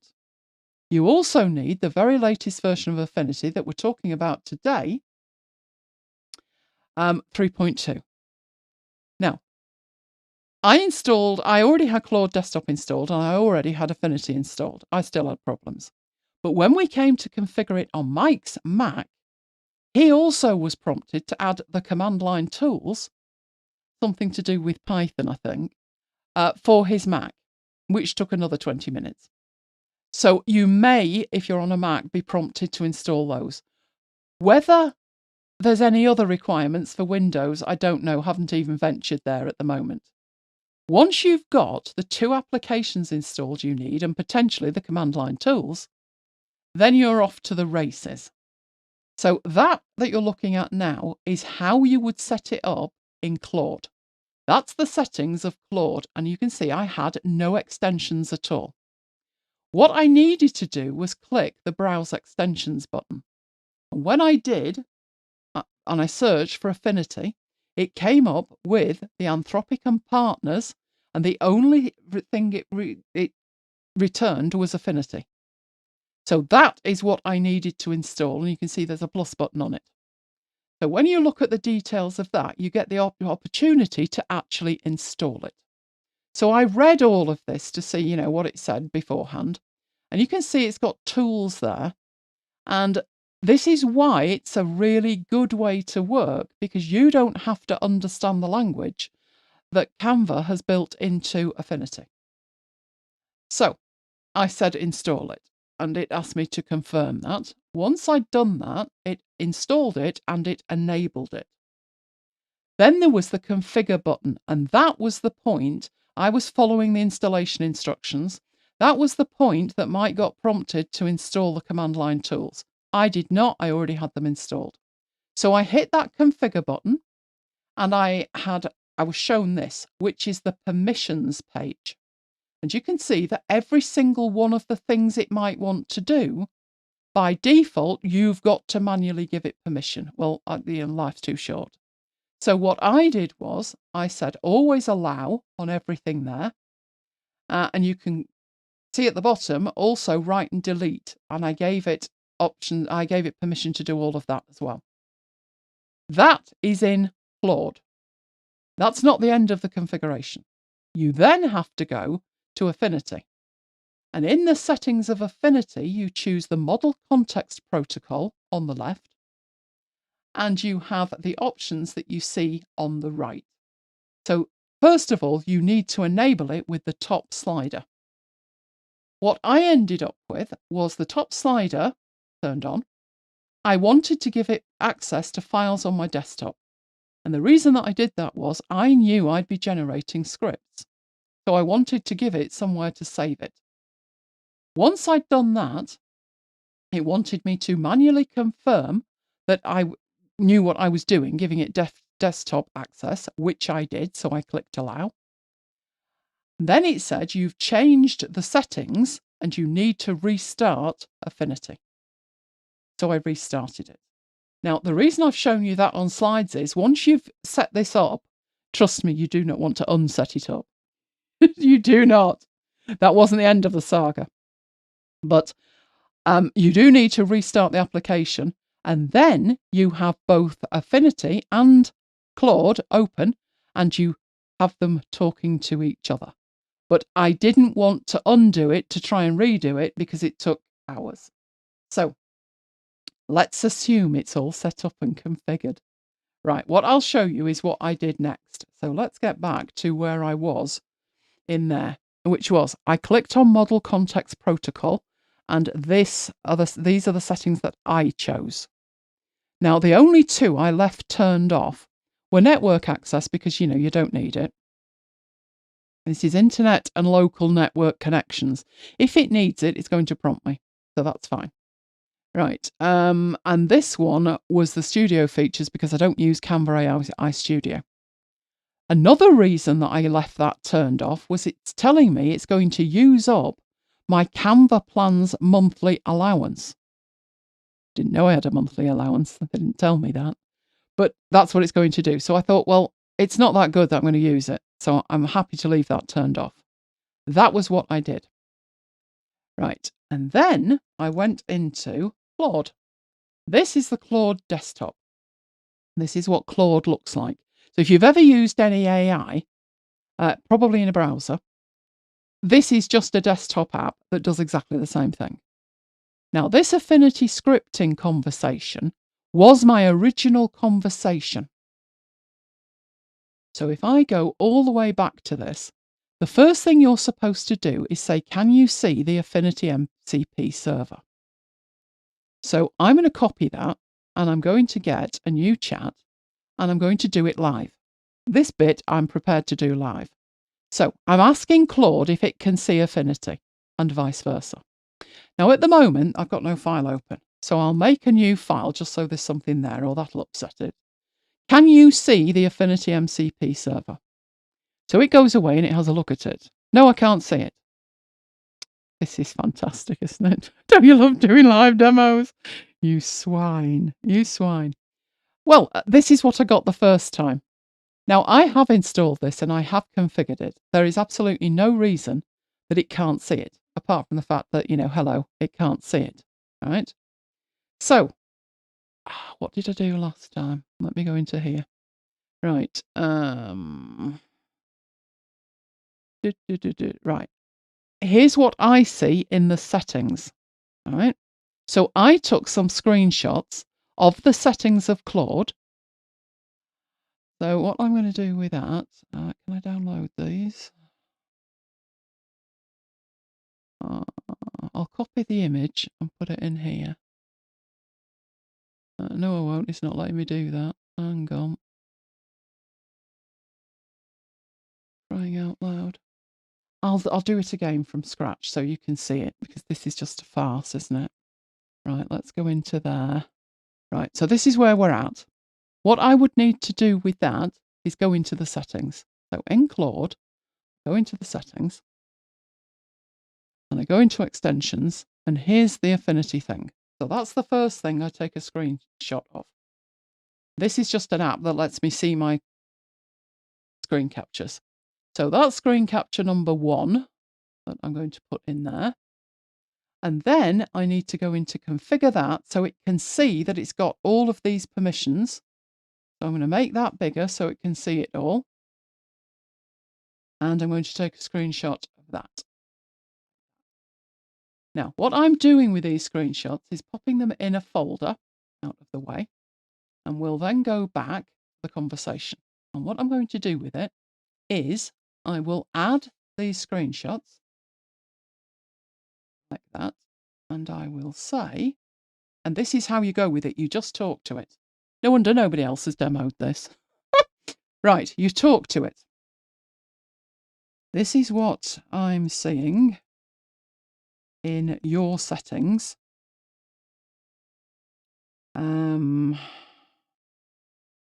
Does that help you hang on, see Affinity by Canva? Right, it will then have a little think about it. Oh, that explains it perfectly. Crying out loud. Right, so you've got read-only tools and write, delete, and blah, blah, blah. Right. Right. So it says Affinity needs to be open for me to interact with it. Would you like to try something out? Right. Now, what I actually want it to do, let me ask the same question again. Can you see it now? And we're waiting for that to say yes. And there you go. Now, that to me is utterly ridiculous. It was configured correctly. It lied. It said it wasn't. And it's done that twice to me and once to Mike. And I've only tried it twice and Mike's only tried it once.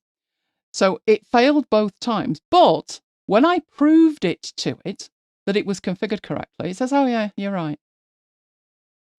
So now we understand why it's in beta. But let's forget all that. Let's see what we can do with it. So what I wanted to do with it was all of this conversation that you see here, right? So we've got to this point. I should be able to see it. Let me see it. I'm going to interact with it. We've got all of that. All right. The connection's working. I can see the extension. Have you got a file open? And I'm telling it I've got a file open that says it's called Scottish History. And off it goes and it comes back with all of this. Now, before I go any further, I've been programming for 40 years. I can program in multiple languages. Going back to Basic, DOS, you name it. I can program in any language you like. It would be faster for me to program it, but I can't do that because they don't have an interface. The only thing we've had in Affinity so far is the macro recorder. And for what I wanted to do, the macro recorder didn't work. I did the job while I'm recording the screen, and then when I'd finished, it said, yeah, I can't save that. I thought, brilliant. So I can't, no matter how good a programmer I am, actually program that because I don't have an opportunity to do it. So, you may not be a programmer. You may have heard the term vibe coding. Vibe coding is where you tell it in plain English what you would like it to do. So, I carried on. I need you to find each instance of a hash character and replace it with a heading 1 text style. And then, once I'd got the basics, and trust me, all of this went on and on and on. It told me the 3,000 ways that didn't work. And then it said, right, we've done it. Do you want me to add the script? So I went through that process, but actually what I wanted to create, and then it dropped the connection. So you can see this conversation, right? What I actually wanted it to do was format an entire file of Markdown. So I thought we've got some way to go yet, right? So let's go down here. So we are carrying on with the prompt. And I'm telling it I want it to replace multiple headings and I want it. So here's my headings. And I want bulleted numbers to work. I want lists to work. I want bold text to work. And I'm telling it in plain English. And it is still struggling. But it got there in the end. So down here you will see, was it the last thing I asked it to do? There you go. I've tested it. It works perfectly. Can you now export the script so I can install it on another computer? Right. So that is the Claude side of it. Let's get that out of the way. And let's have a look what on earth I was asking it to do. And what I was asking it to do was this. This is what it wrote for me. I know there is already a script for Markdown. That didn't appear until I had already created this one. And if I do it this way, I can edit this so I can extend Markdown. So for instance, Markdown has no concept of highlighting. Affinity does. It means I could add the ability for Markdown to have highlighting, and it would automatically apply the highlighting style when I get it into Affinity. So you can rely on code from other people, but if you do it yourself, it's totally extensible. And that's what I did. So this is what it wrote. You can even see in here, there's bits of this that you would understand. Like the style name is applying a 6, a 5, a 4, all the way down here. Right? So this is what it built. What I then needed to do was get this into Affinity. You can see this is a JavaScript file. So I told it to add it to the script panel. And in here somewhere we've got the script panel. So where is our script panel? Scripts. There's the script. Right. I'm going to need to delete one of these to re-add it, but never mind. Right, so what I have is a test file, which is here. And this has got all my markdown in it. This has got my heading 1s through to 6. It's got a numbered list. These are not styled in any way at all. This is just copy and paste from a text editor and paste it in here. That's what bold looks like in Markdown. That's what italic looks like in Markdown. And that is what bold and italic looks like in Markdown. And if I had had the time, I would have added the highlight to it. But that is what we've got. Now, I have done this before. You have seen me do this before. I do a series of find and replaces, and it works. But obviously, it's multiple find and replaces. It's 6 for the headings, 7 with the numbers, 8 with the bullets, 9, 10, 11. It's 11 find and replaces, and this is something I do repeatedly. I can do this 20 times a day with different files because I write in Markdown. Having the ability for it to process the Markdown, independent of me, is great. And because it's my script, I can extend it in any way I like. Now, you may have thought, yeah, but that took hours. It took about an hour and a half to persuade it to do it, at least. But once it's done, it added the script to the scripts panel. And all I need to do with it is click it. And that's it.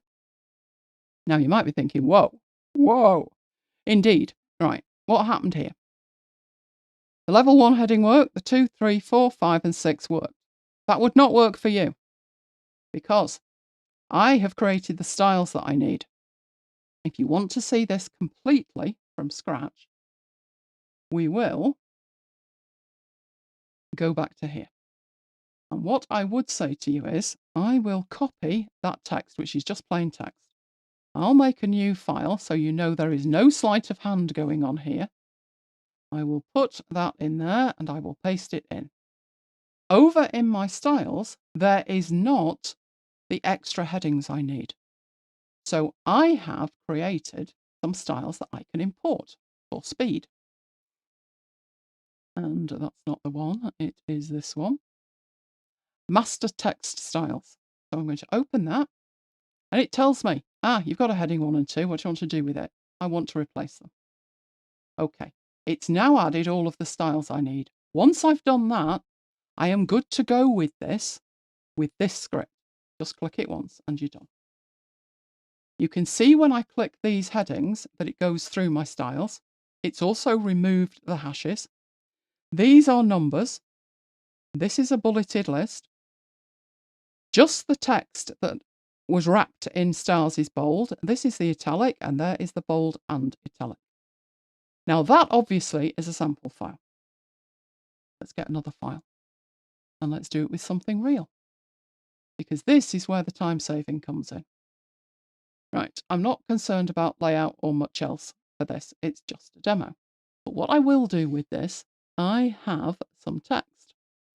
And I will show you the text I've got. It is the text. It is the full book of The Time Machine by H.G. Wells.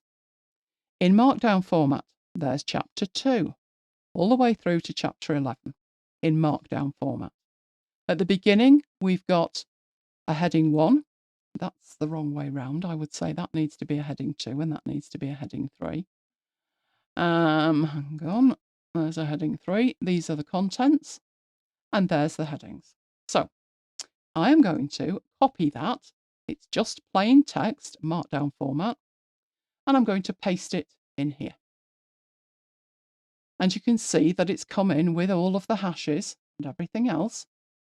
And all of the content. Now, we can't see all of the content because there's only one page. But what we can do is hold the Shift key down and click on the triangle, and it will add all the pages we need. And that book there is 40 pages long. There is the last chapter, the epilogue. And somewhere in here, we've got all of the others. There's chapter 15. Is it 15? Yep, and 16. So these are the chapters. Right, I would like to format all of that, preferably with one click. And now you can do. So, just to make even more magic, in my styles, in here, let's have a look what we've got. I do not have the extra heading styles. So always remember to bring those in, just in case you need them. So bringing in the master text styles and overwriting the other two. Right. Now, I would like every chapter to start on its own page. So if I go into my heading style before I even do anything else, right, I can see the colour it is, I can see the size it's set to, 24 points. What I want to do in here is in the flow options, tell it to start on a new page. So always start on the next page. That won't do anything at this point because I haven't got those styles applied. But that's what my script is for, that I created once. Best investment of 90 minutes ever. Because now I can just click that. So click it as I think about it. It goes through the entire document. You can see in the history what it's doing. And it's that fast. It's done 40 pages. This is the first page. This is a heading 2. This one is a 1, a 2, a 3, and the word contents, which is a heading 2. And the reason that I'm using these colours is so you can see which headings are which. Then my first chapter starts on a page of its own. As I move through here, there is chapter 2 starting on a page of its own, and so forth all the way through. There was some text in it that was bold, but I'm not going to go and fiddle and find it. What I will show you here is that when that came in, it was marked down. It had no styles. So my chances of making a table of contents were slim to non-existent. But in here, what I'm going to do is shrink that up because that is linking from the previous page and going on to the next page. What I want is an independent little text frame here for me to create a table of contents. Couldn't be easier. Just put the text, just put a blank text frame in the table of contents, click the add button, I've now got a table of contents. Because the text is formatted automatically, auto-magically with my script, it's using the heading ones, and that will use the heading ones to generate me a table of contents. How quick was that? Oh, I'm in heaven. I'm in heaven. I've wanted to do that for so long. And have that script extensible so I can have any style, any text style that I've got in here. I can create my own syntax in my markdown file. And it's now what I would call it's Affinity markdown. I've extended it and I can have it highlighted or whatever else I want. And there's my table of contents. Now, another use for this was, and what I'm going to do is delete that.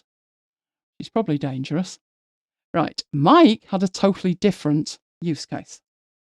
So both Mike and I, when we are in here, have a poster file that we use. So when we're creating an event on YouTube or a training event, we have a poster file, and that is what it looks like. I don't need this, the template thing, right? So I will delete that first and delete the object. That is only there to give me a thumbnail. But this is what my poster file looks like. You will notice that every layer on here is called video title. You might be thinking, why would you call all the artboards the same thing? I would call all the artboards the same thing because when it comes to my export studio, my slices studio, each one of these has magic in them where it's going to use the name of the slice and add something to it so I don't have to rename them. Which was good as far as it went. But it did mean that in my vector studio, when I'm working with it, I had to rename all of these. So let's imagine that I wanted to call that XXX. The fastest way to do it was to copy the title and then tab paste, tab paste, tab paste all the way down. That's the fastest way to do it. So let me just set that back to video title. So back where we were. It's just annoying. It's a mild annoyance. And Mike found the same.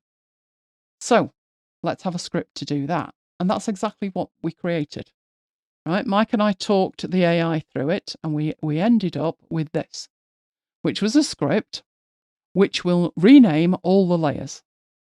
Now, notice this didn't put any information at the top, but you can make out from what it's doing that, it's going to prompt me for a new name. And anything that's not called notes is going to get renamed. That's the idea. Now, we created it on Mike's machine. So, how do we get it installed into my Affinity? And I must admit, I stopped and thought, well, where's the import? So I kind of expected in the scripts that I would be able to import something. No, it didn't like that. But then I had a brainwave and I thought, okay, Claude, where are you? Right. Let's assume that this is now working. So in my chats here, I wanted that one. Right. So you're working. You can see it. Right. I need you to install the attached script to my Affinity.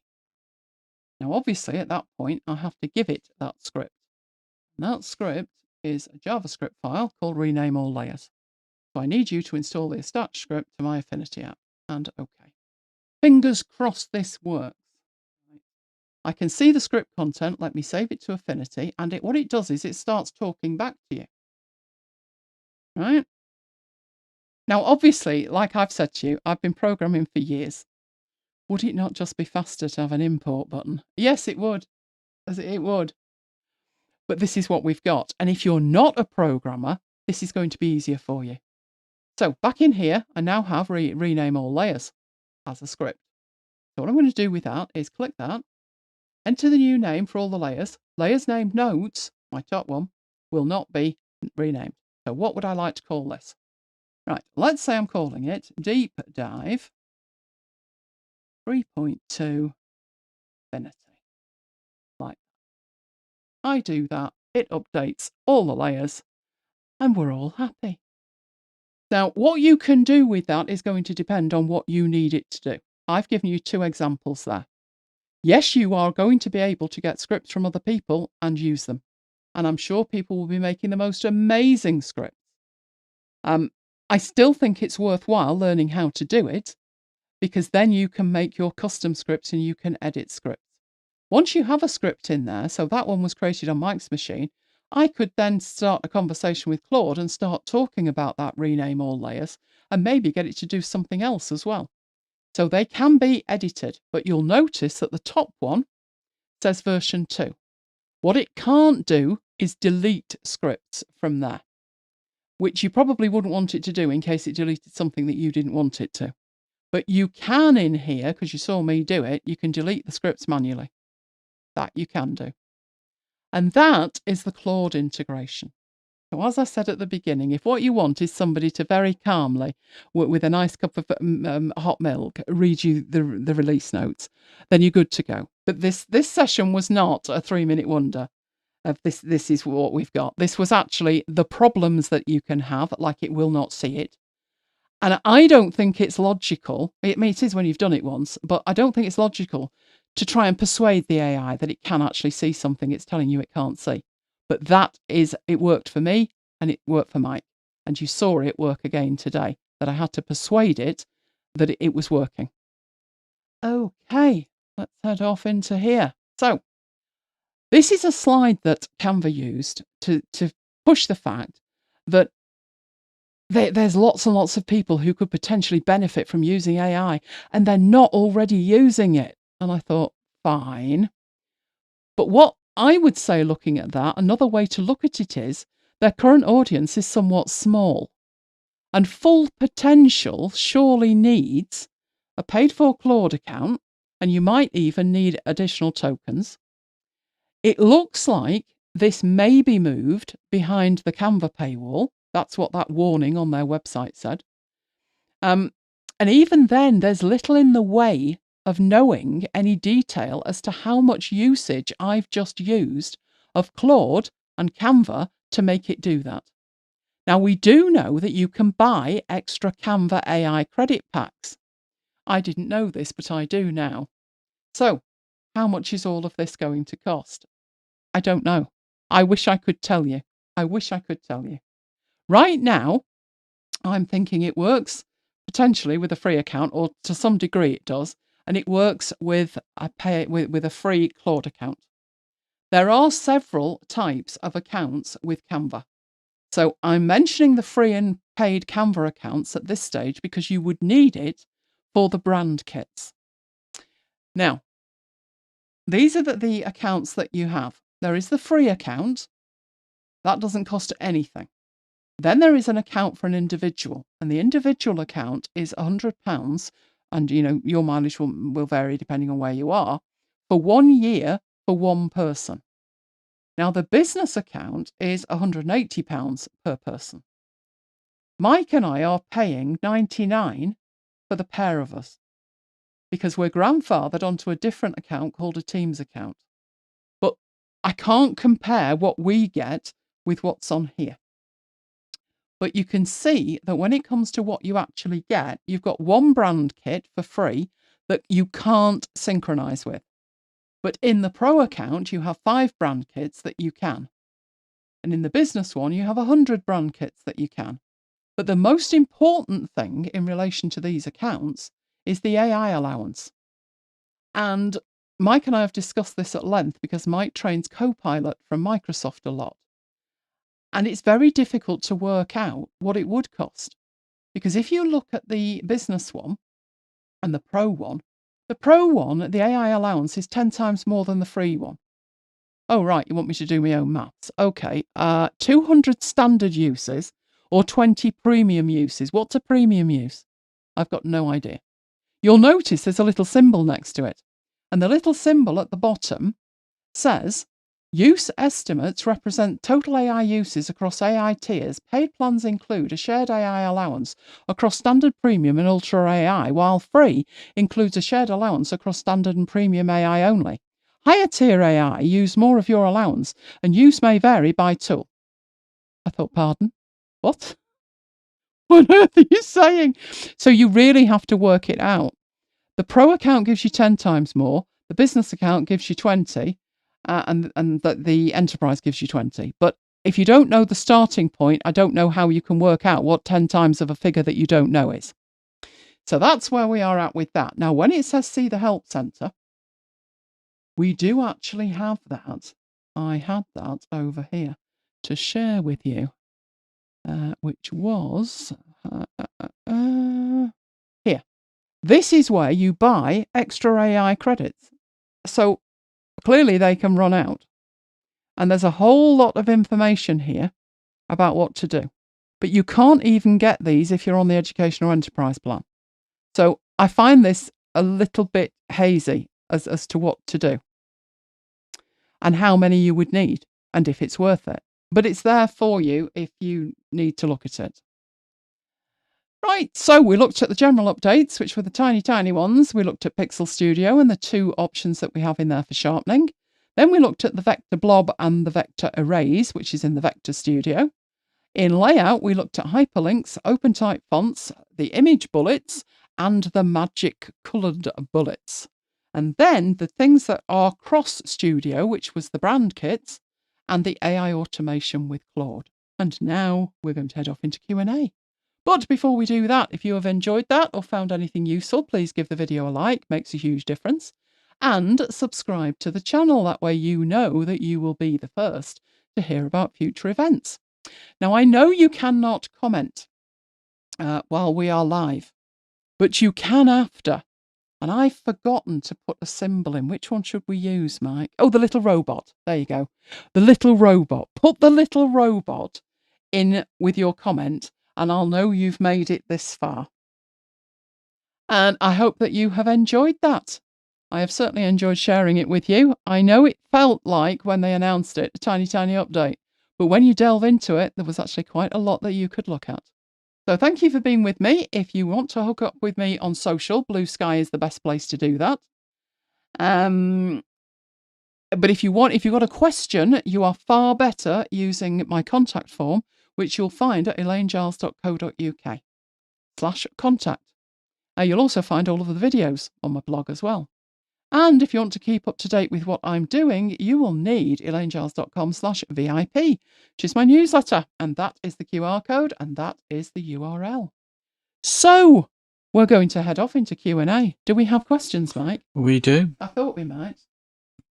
What have we got? Right. Azuri Design says, hi Elaine, is there any Arabic right-to-left writing system support and workaround to use RTL in Affinity? Not that I have heard of. I have heard people asking for that before, and I have kept my eye out in release notes, and I've not seen anything. Hopefully that will be there in the future, but I don't believe it's there right now. Okay, Lexis World says, why not use the Shape Builder tool? And that was when you did the blob brush demo. We were betting each other someone was going to fall over that, and I'm just glad it wasn't me. You're quite right. Use whatever tool you are comfortable with. It's just that they've added another one that has a lot of overlap with what you can already do. But some people are coming to Affinity from other applications and are used to using the Blob system. So they would rather use that tool. But it doesn't matter what tool you use, as long as it works for you. I don't think I'm ever going to use that tool unless they have the ability to like draw a line and have like a vector brush applied to it. I can't see me ever using that. But they've added it for those that want it. Okay, Lales says, for the image bullets, do we know if they're recognised as bullets by a screen reader?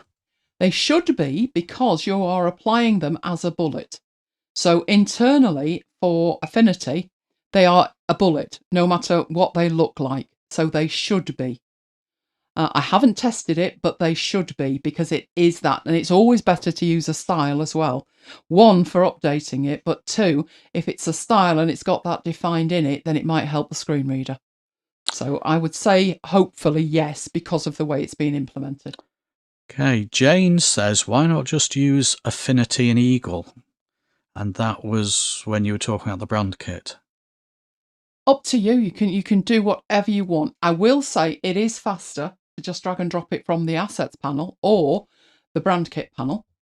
And of course, if you are using Canva to create content, then it's far faster in Canva to use the brand kit than it is to manually upload every single item that you want to use. Now, where it falls down, as far as I'm concerned, it depends how many assets you're working with. So in my Eagle, I've got posters, I've got branding, I've got about 16,000 graphics. I am not uploading those to Canva. There is a limit on the storage in Canva. And some of them wouldn't be relevant with anything I was designing in Canva. Nor do you have the granular level of control that you have with the assets panel, because in the assets panel, you can separate into separate asset collections. Whereas with the brand kit, the separation is at the brand level. So there is a lot of overlap in what you can do with Eagle, the assets, and the brand kits. Which you use would depend quite nuancey on how you work, the size of the graphics, and what you're doing with them. But there is no right and wrong answer. It's the answer that works for you. I certainly work with Eagle Open and drag and drop stuff from Eagle all the time. All the time. Okay, Ricardo says, how come Affinity can export to DaVinci Resolve, but not Affinity Photo Designer or Publisher?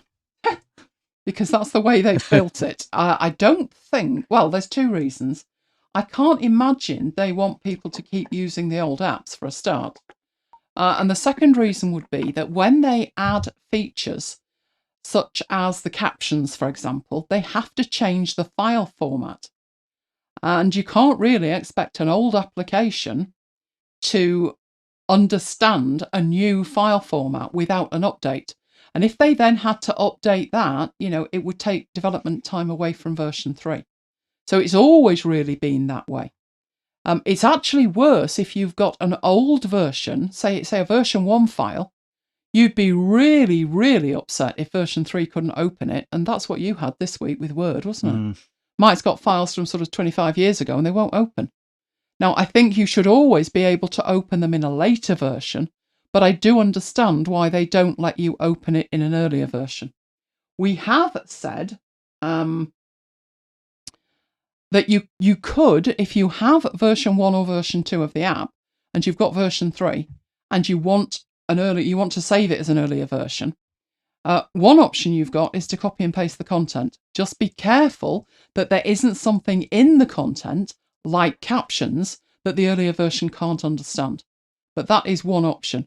Exporting as a package, while it technically will give you graphics and images and fonts, it will not open a package in an earlier version either. So you really are limited with copy and paste, and that's it.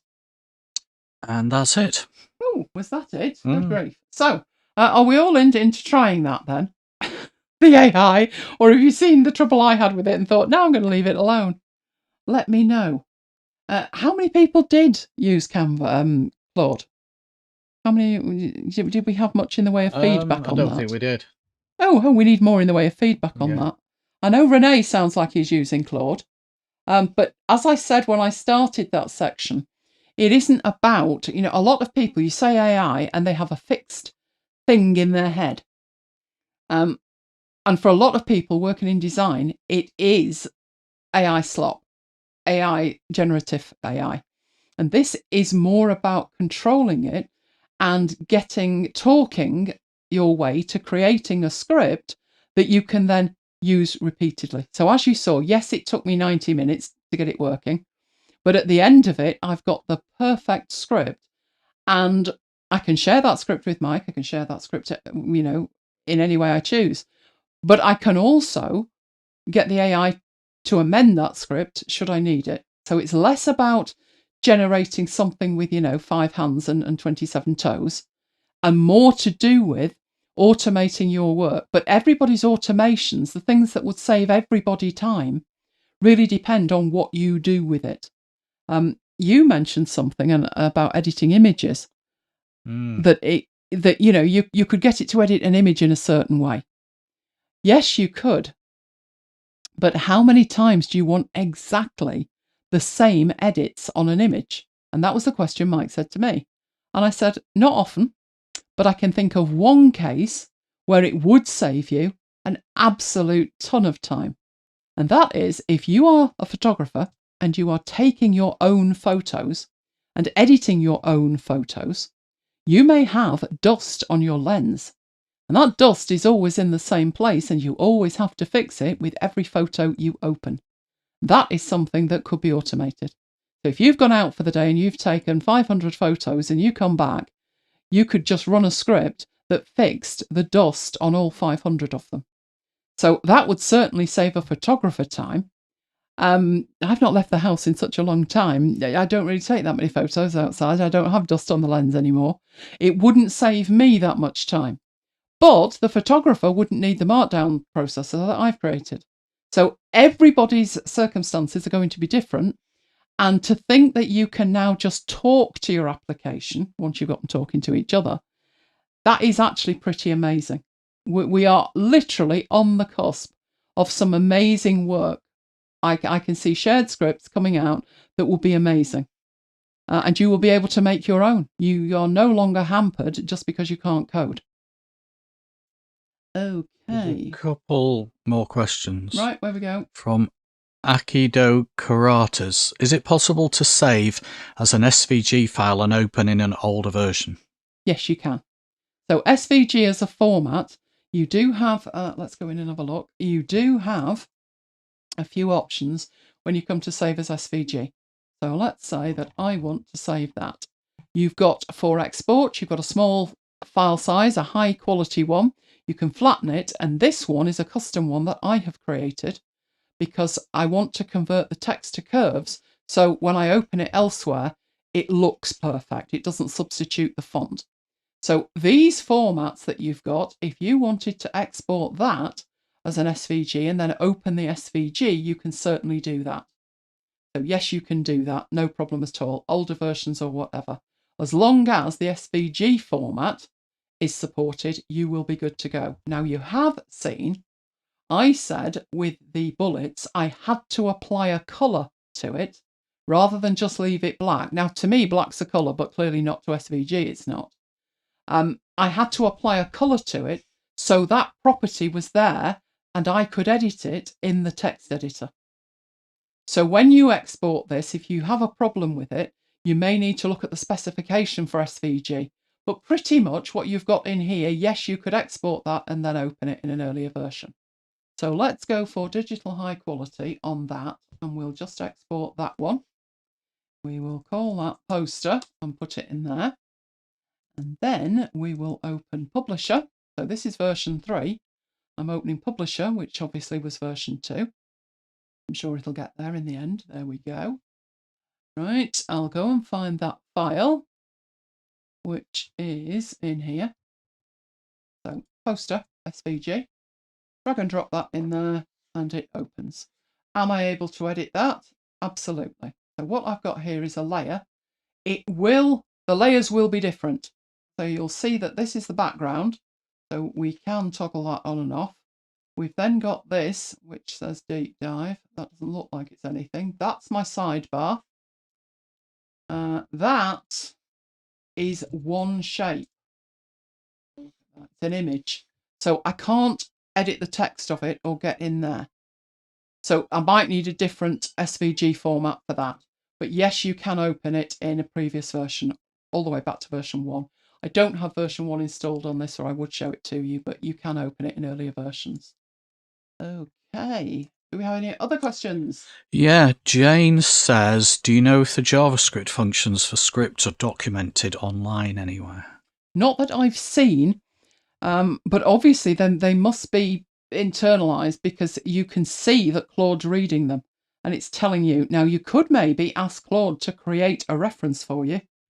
This is the kind of like lateral thinking you've got to deploy. But no, I haven't seen like the ultimate guide to, which would be amazing. But no, not at the moment. Because if you had the ultimate guide to, you'd be able to take that script and probably edit it faster if you can code than you would if you had to ask Claude to do it. So hopefully in the end, they'll put out some kind of reference, but not one that I've seen yet. And Lady Patty says, what font is used for your name? That one's Zapfino. If you mean the one that says thank you and the sidebar thing, let me get that up. If you mean that one on the left, it's Zapfino. I use a different one in the newsletter, which is called Stingray. Let's have a look at that one. So that one's Zapfino there. Go over to there. When I sign off a newsletter, helpful in that colour, not. Right, let's go get the other one. It's Stingray, which is not in my brand kit, is it? No, it's in there. Right, Stingray. So it looks like that in my newsletter, and I think it's red. So we use that colour, look like that. So hopefully that helped you. Right. Okay, Tina Spain McDuffie. For InDesign, I always had to change my photos to 300 dpi specifically. Affinity seems to translate it automatically. Is that true? Yes, I've never had any problems with that. I've even changed colour formats and all kinds of stuff at the point of export. Never had a problem. It's stuff that's gone off for print.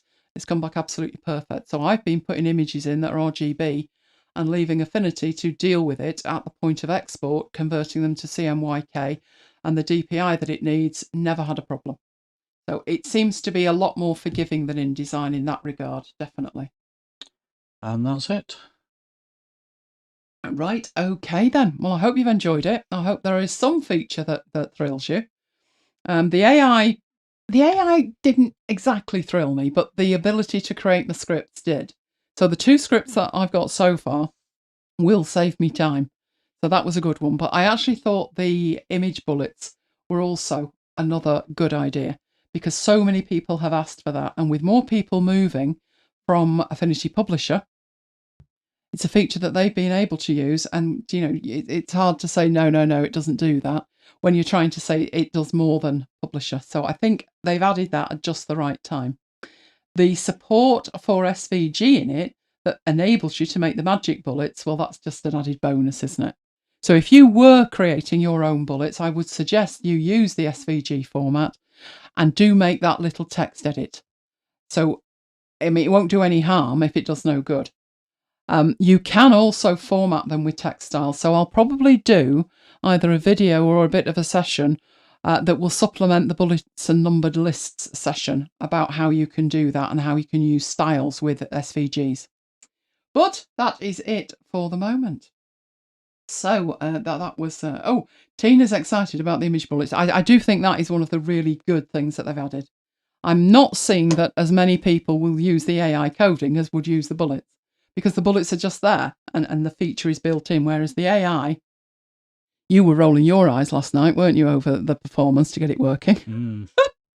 You just have this vision of like, oh, it should just work, and you know it doesn't. But there you go.